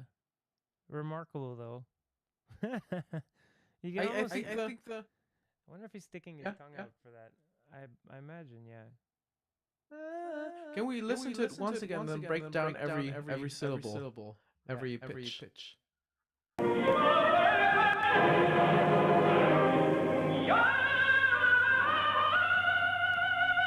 So what I hear is yeah. I hear reduced intensity. So that was the first one. And then I hear neutral.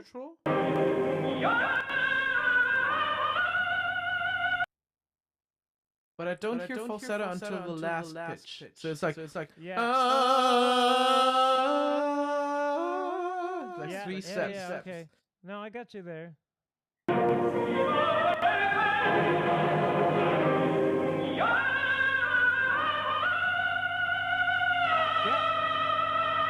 The last note. The last note is falsetto too, and it actually has some creaking on it. Not as noisy, but it's very subtle.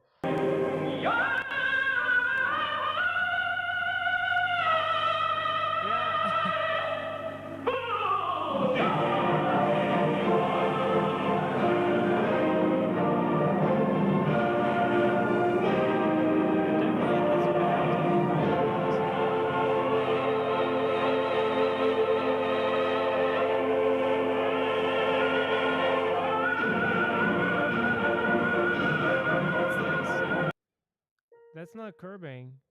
Oh, opera drive? No. I have trouble distinguishing opera drive from opera edge, but I hear reduced metal. Definitely. But you can do that in opera drive. Yeah.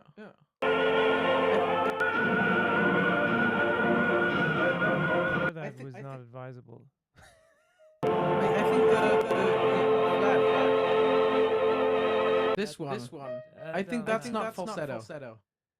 It's not falsetto, but and it's also not nice. Yeah. The other ones were cool. The other ones were really cool, but this one is not cool. It sounds a bit poppy. To me, it sounds fine. It just doesn't sound very classical. Like it's like this thing.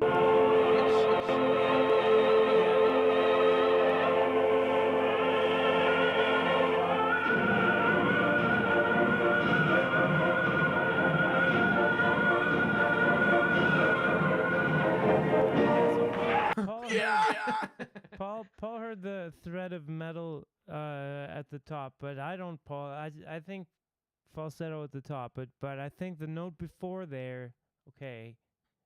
Here's some. It's not falsetto. I don't know if there's metal, but it's not falsetto. I think the F is falsetto. There's a certain hollowness to the sound, even though it's tenor roll, it sounds more hollow. The E flat, to me, I'd say it's neutral, but it's not falsetto. So we didn't go over that, but you could have twanged neutral.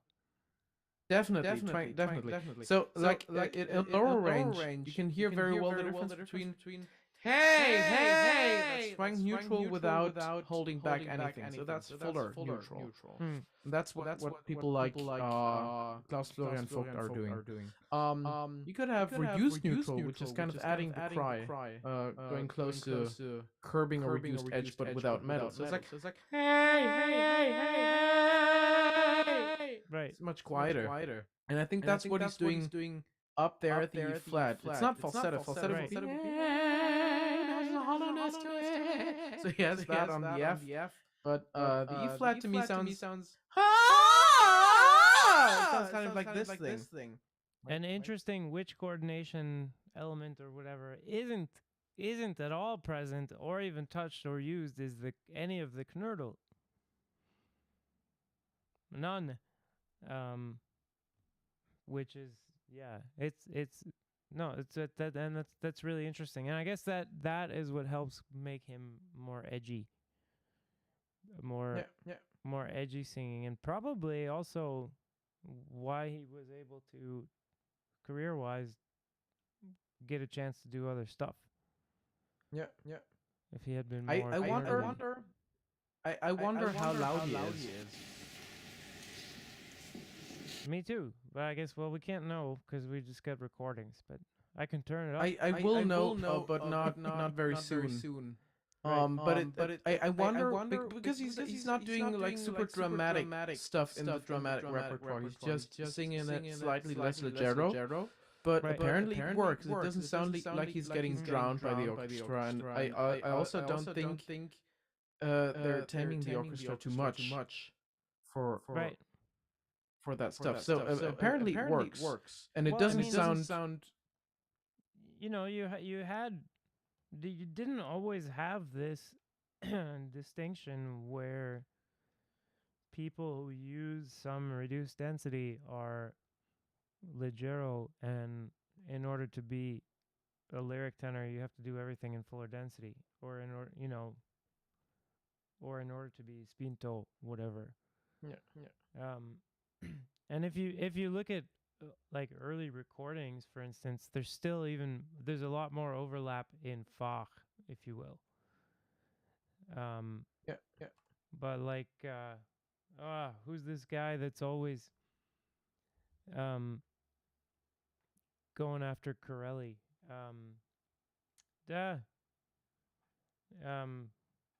With the hyphenated name. This other tenor. There's a tenor with a lighter sound, and they're able to sing some of the same repertoire. And then you look at like Fernando de Lucia, who was Enrico Caruso's biggest rival, and it's a much lighter density. It's like a much lighter way of approaching the sound overall. So yeah. Was it? By the way, was that just one video all along? Because I don't remember what exactly I sent to you. Of Kunde? Yeah. It's this one that I just switched to. So that's the more dramatic thing. Let's listen for the notes. What is it? I didn't write down what it was. I think it should be Otello. Otello?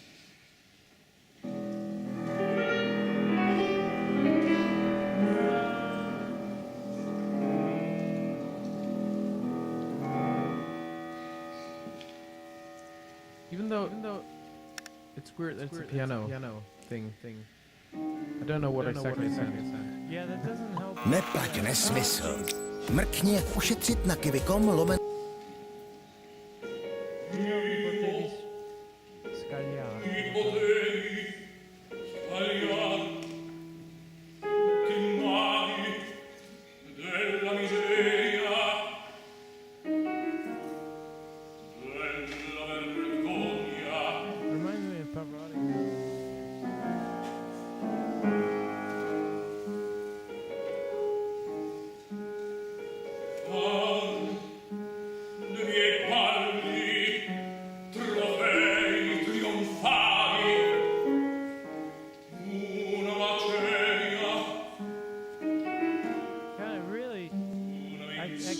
The Pavarotti vibes for this part of the range, for this part of the voice, and the articulation as well. He's alternating between neutral and edge, I think. Yeah. I think the more accentuated stuff is on the edge side, and also like there was a little distortion there, which tells me that moment was edge. No.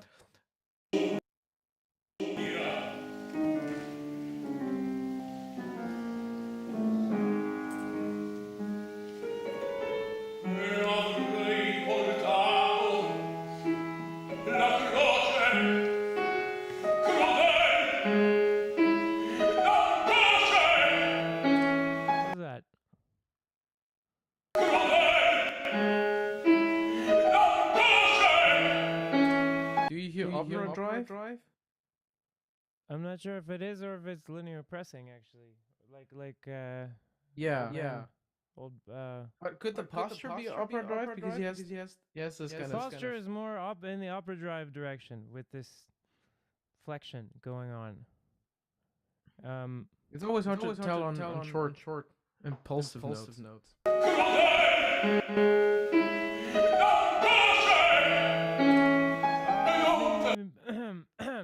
Maybe more the upper drive thing.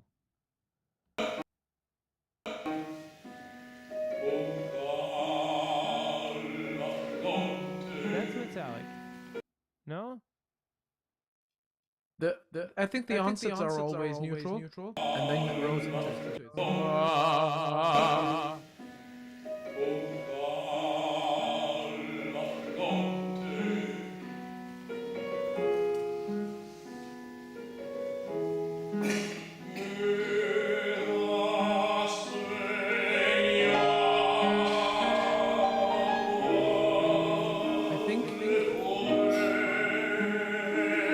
This phrase, he started neutral, Yeah. went to edge, pulled back, went in again, so he's crescendoing all the time.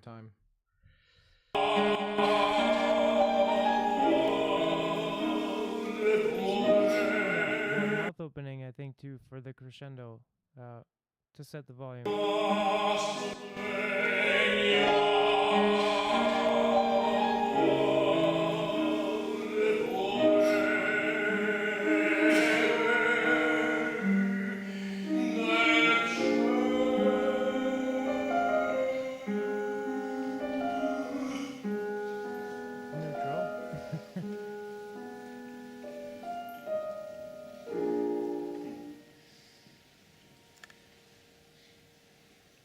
Neutral.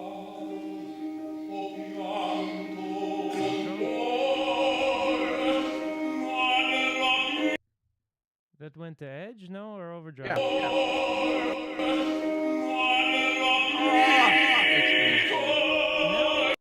Huh.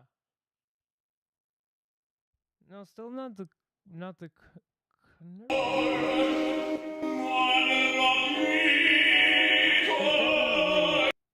not brightening things in the way that he was when he was younger. So that now, I don't know, it wants to go more in the opera drive direction, I guess. I think this isn't a huge, I wouldn't say these are huge coordinations so far. No, it's also like I only very quickly search for the videos to send them to your mail. There should be some orchestral stuff on YouTube, but Okay. I think it could get a bit bigger in this one. Yeah, we could look through for some other ones too, to see. We can, but one thing I think I've read somewhere that there was 1 year where he sang both the Ligeiro thing and the dramatic thing. I don't know if it was actual cello. But it seems like it's not just an age thing where he switched Fachs like 2 decades later or so. I think he did different things at the same time also. There was an overlap. And I would. So I could imagine it's not he's switching sound color between the roles. Yeah, and I would expect, like, for instance, you could get him to sing the way he sang before in this first clip. And then if he wanted to sing this, he would say something like, well, just give me 10 minutes. Something like that. Yeah. Just giving the the tissues, like, the time to physically go back to more like the original elasticity.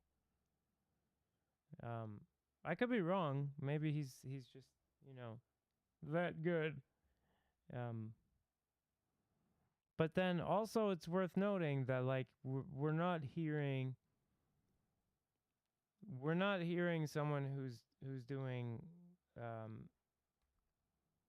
I don't know, something like along the lines of Juan Diego Flores, and then switching you know, prominently or noticeably to something like Mario Del Monaco or Franco Corelli or something like that. So we're not seeing that, but I don't know that that's a matter of like, yes, there is this whole Fach thing, and if you're this light lyric, that's kind of the end of it, or if you're a spinto, that's kind of the end of it. I think it comes down to like how many hours are there in the day that you're getting to be world class at all these skill sets that are not actually the same. Yeah, but okay, so Tibet says there's gonna be bigger stuff in this video. Yeah, let's fast forward a bit, because you know this is gonna build.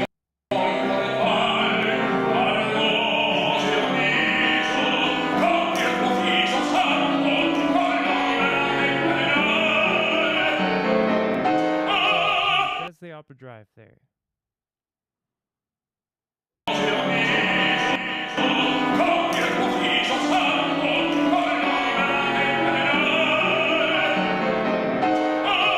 Thing. Yeah.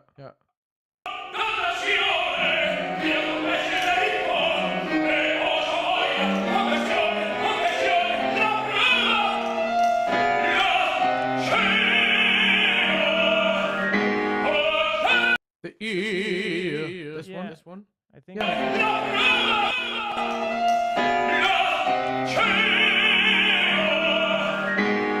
And that's more density than what he was doing before in a similar range. And probably bigger. Well, unfortunately, we don't see the mouth.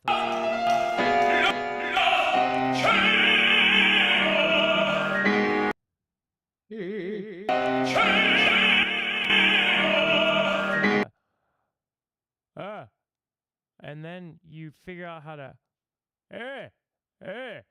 where you can get your tongue and twang to get out of that. So if I get if I just use the tongue, I'm only gonna get as far as It's when I add the twang that I get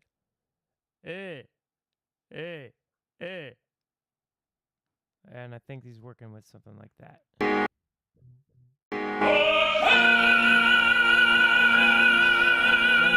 Got some of that, the lower lip pull down.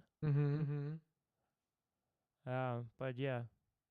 What more do you hear?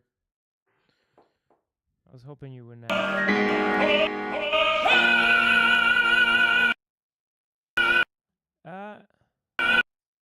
Is this the opera drive? I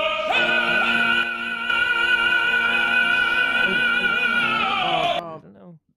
There's a question in the chat which is kind of related to this thing. What are we listening for when we listen for density? Oh, as far as I know, what density is how relatively stretched the vocal folds are, but I could be wrong. That's the way I think it's correct. But how do we hear that? What do you listen for? How do I even describe that? I have a description. It's a feeling of thickness, but that's subjective. I don't know what I'm listening for. My thing is I listen for the cry thing. If there's like I could sing Twinkle Twinkle like that, and it's kind of like a dramatic phrasing where so that's fuller density.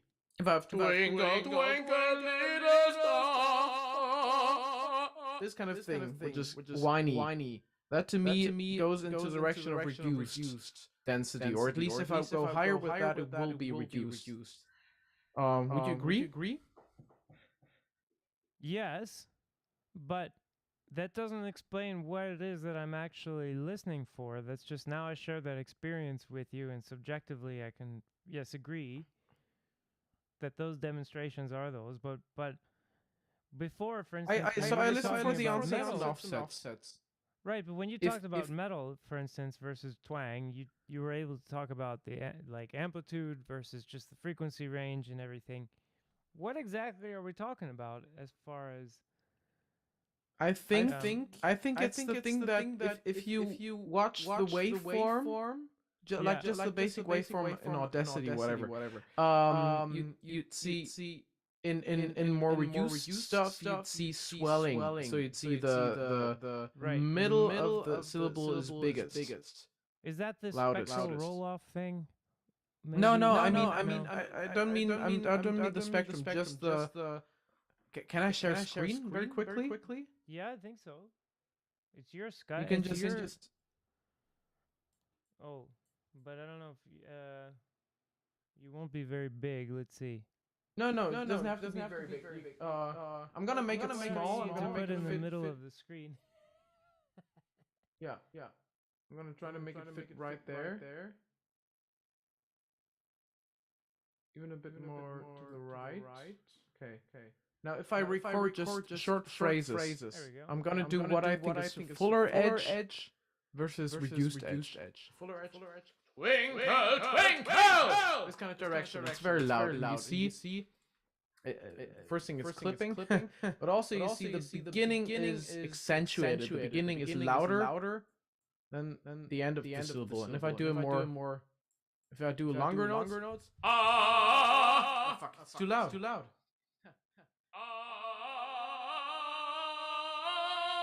you have these. It's kind of like a stairway.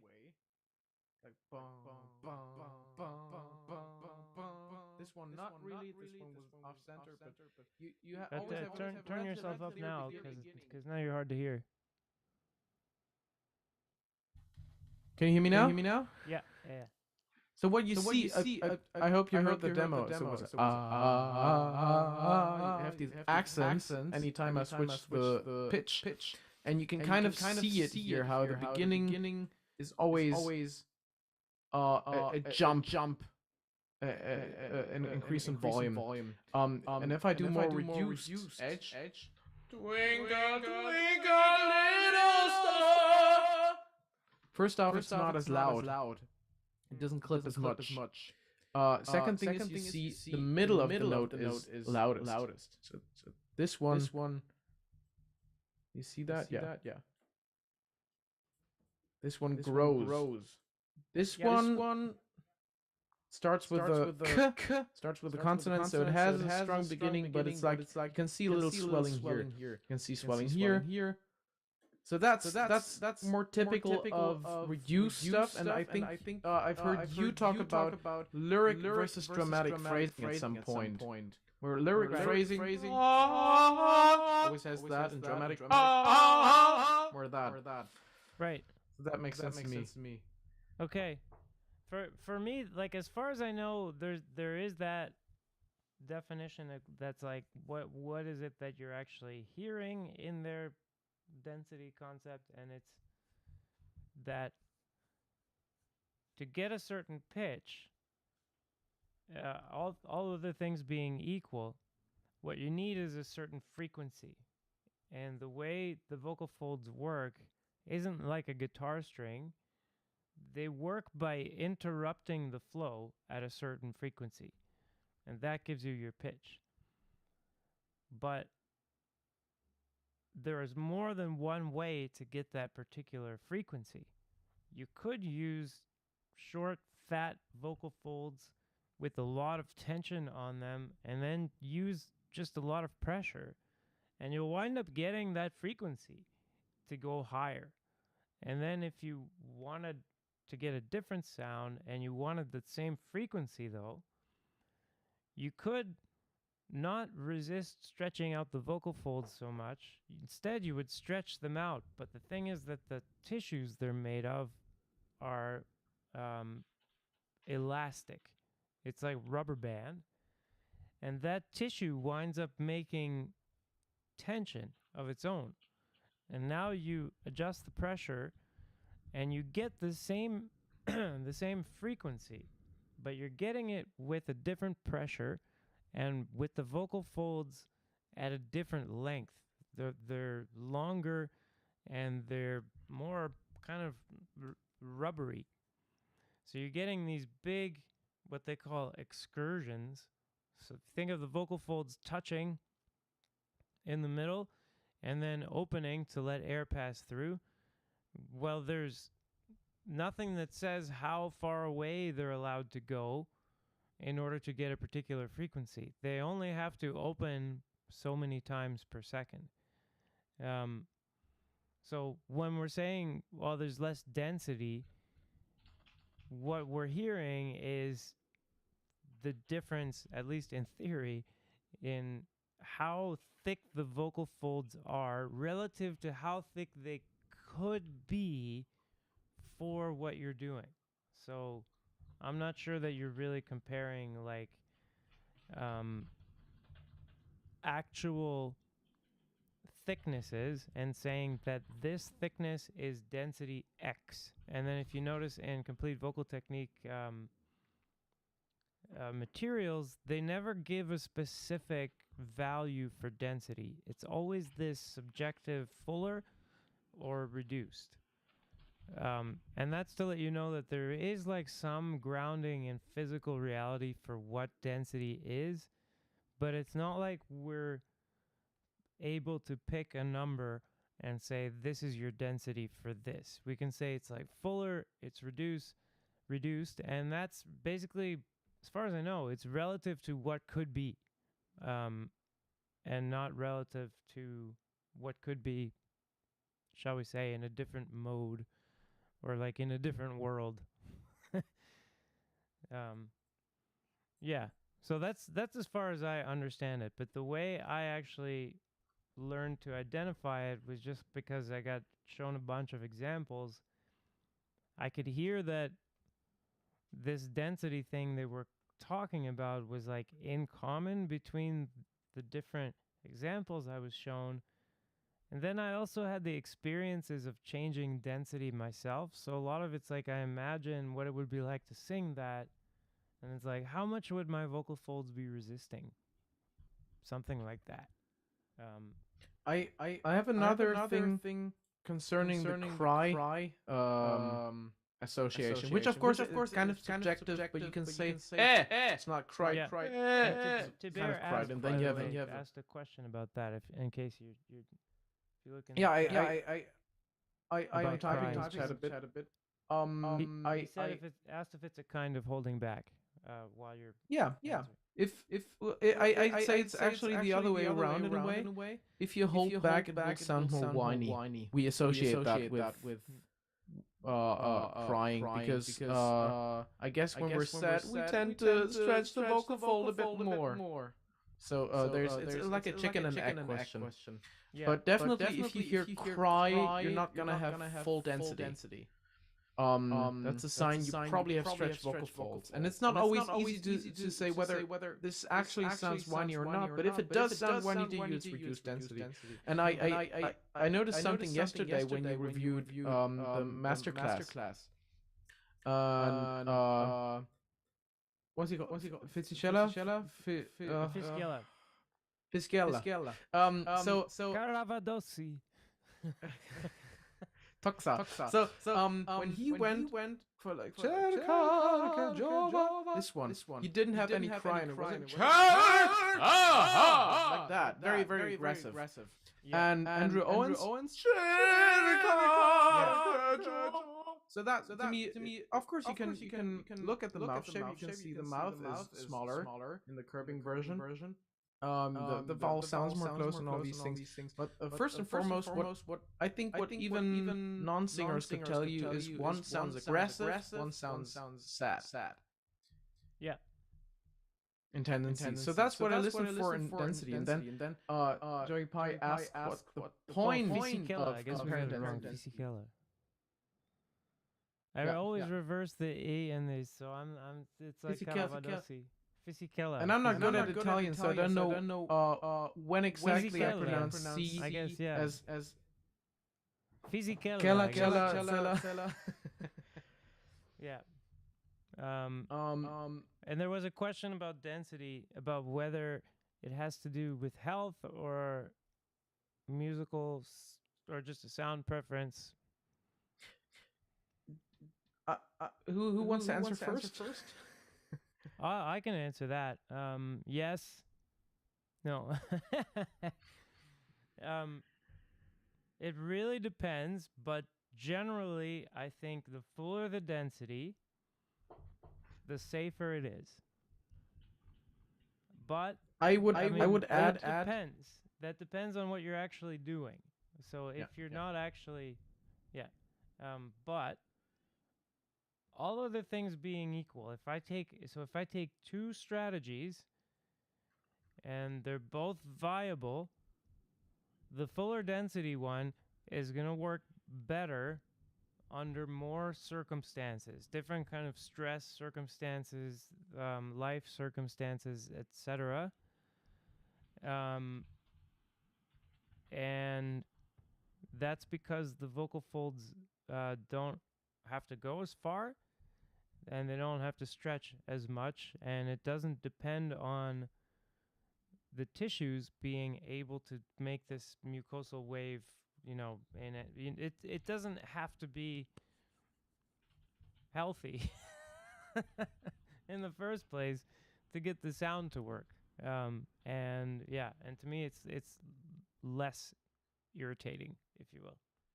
So that's my take on that. Yeah. So I'd say from a pop perspective, there's no health difference really. But in a pop context, I usually don't have to be heard acoustically. If I'm busking on the street without a microphone, I will agree with Philippe that curbing is not a good idea, or that reduced density in general. I can only really afford for high notes that are going to be loud enough anyway. But if I busk on the street with a guitar, it makes a difference whether I do na na na na na. It sounds kind of whiny, or whether na na na na na. And I open my mouth vowels more, so I go to more of the shouty kind of thing. The second one will tire me out much more slowly.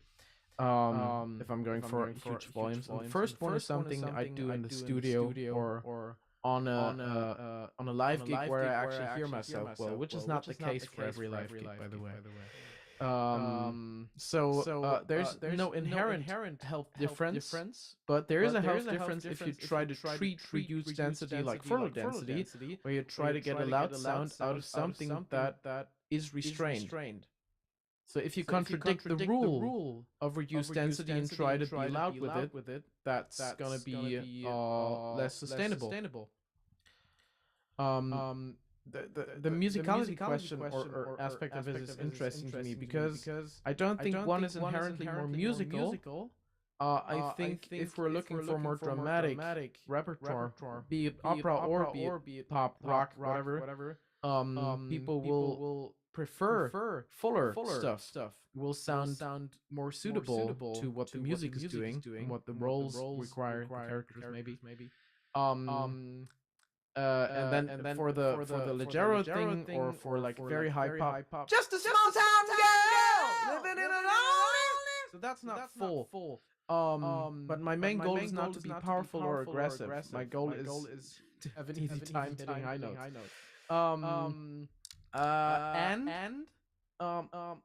If so I didn't study classical singing, but I had like a dozen classical teachers in music uni so far, just because I'm interested in it. And the bias they usually have musicality wise is they prefer reduced density no matter what the context is. So people prefer if I do the whiny thing over the second thing that feels much easier to me because I don't have to waste all my energy holding back. But they think that's shouty, that's vulgar sometimes. So I think there's this discrepancy between what many voice teachers like and what audiences actually like. Because audiences like power. Audiences like being yelled at. At least I do. And if you've got, I think if you're like a diction coach, for instance, and now your job is to come in and make sure all of the vowels are correct, and the singer comes in and tells you, well, I don't sing this vowel or that vowel or that vowel. Now you're gonna want them to sing your vowels because you want to do your job. And I think when it comes to university systems or university settings, that's led to a preference for reduced density, because then you've got curbing and you've got neutral, and in curbing you can have metal and you can have any vowel that you want almost, or you've got a much bigger range of vowels and you don't have to change modes. Like, you don't have to go from opera overdrive to opera edge to carefully craft something that sounds like the original language. Really truly does. Extreme echo on the Italian guy. Am I the Italian guy? I guess you're the Italian guy, but that's we'll try to fix it next live stream, Metaphysical. We heard the same from one other viewer. This is the first time we're trying to hook up Zoom with OBS and YouTube live. Oh, Tuber making big promises about how it's going to be fixed next time. But yeah, so what was I saying? If I forget. Oh yeah, that I think because if I go into university and we teach me to sing with reduced density, I think more people are working on my case are going to have jobs compared to if we tell me, well, you're just going to go and learn, you're going to spend the next 2 years learning how to add like five tones onto your fuller density range, which is currently like 3 pitches or whatever. And if you're really putting in that gradual work, well, what is the diction coach going to do with you for those 2 years? So what you get is you get assigned to sing stuff that's going to give people something to do on your case for the next 4 years. And yeah. So anyway, but I guess I'm hungry. I'm going to eat some dinner. Yeah. And let's end it here. We can look for a better Greg Kunde bigger stuff recording, but I think the bottom line was he's doing different stuff. looks like he did different stuff and got different results. And yeah. So yeah, it's got to be on my end, and I don't know.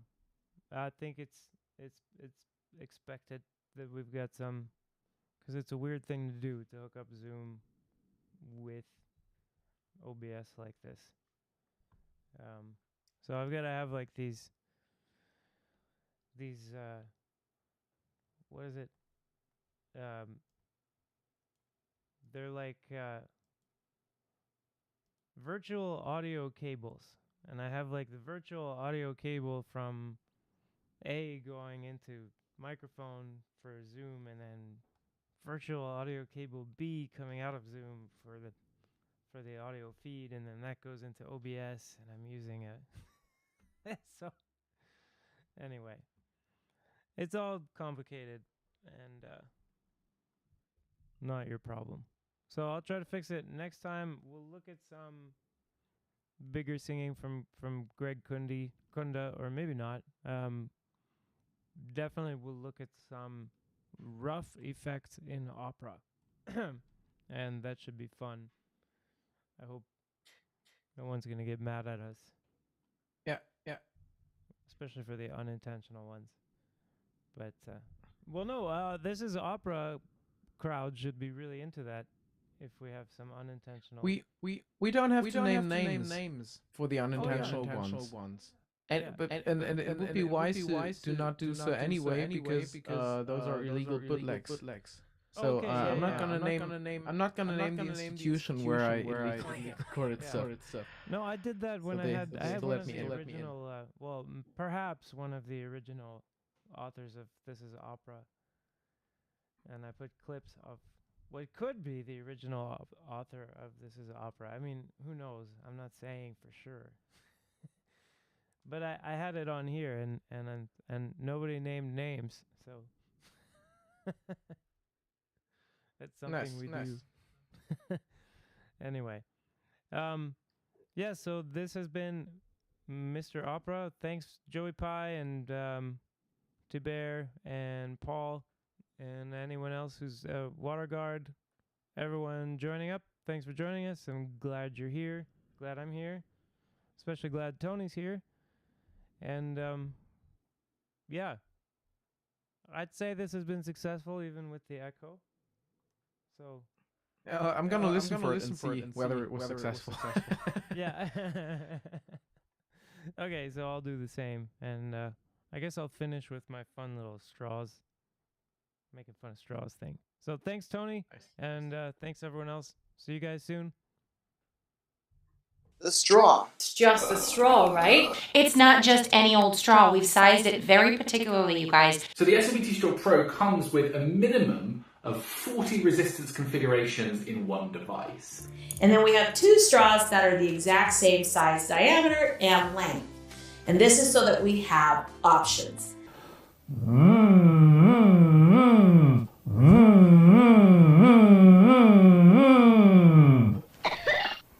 After you've practiced the exercises for maybe 5 minutes, You'll see here that the vocal cords aren't in sync with each other. You have to put more work within the body to just get things going because the straw isn't providing you with enough. press your voice like this. It is very important that you let no air escape around the straw between your lips or through your nose. But the thing is with that, it cuts off the nasal resonance part of singing, which is very important to singing. It's almost as if you're trying to release it out through the straw to whatever's in front of you. You will find, when you go back to normal speech, that your voice seems to be coming out of your eyes instead of your throat. If you are splashing yourself, you're creating volcanoes, and that is not allowed.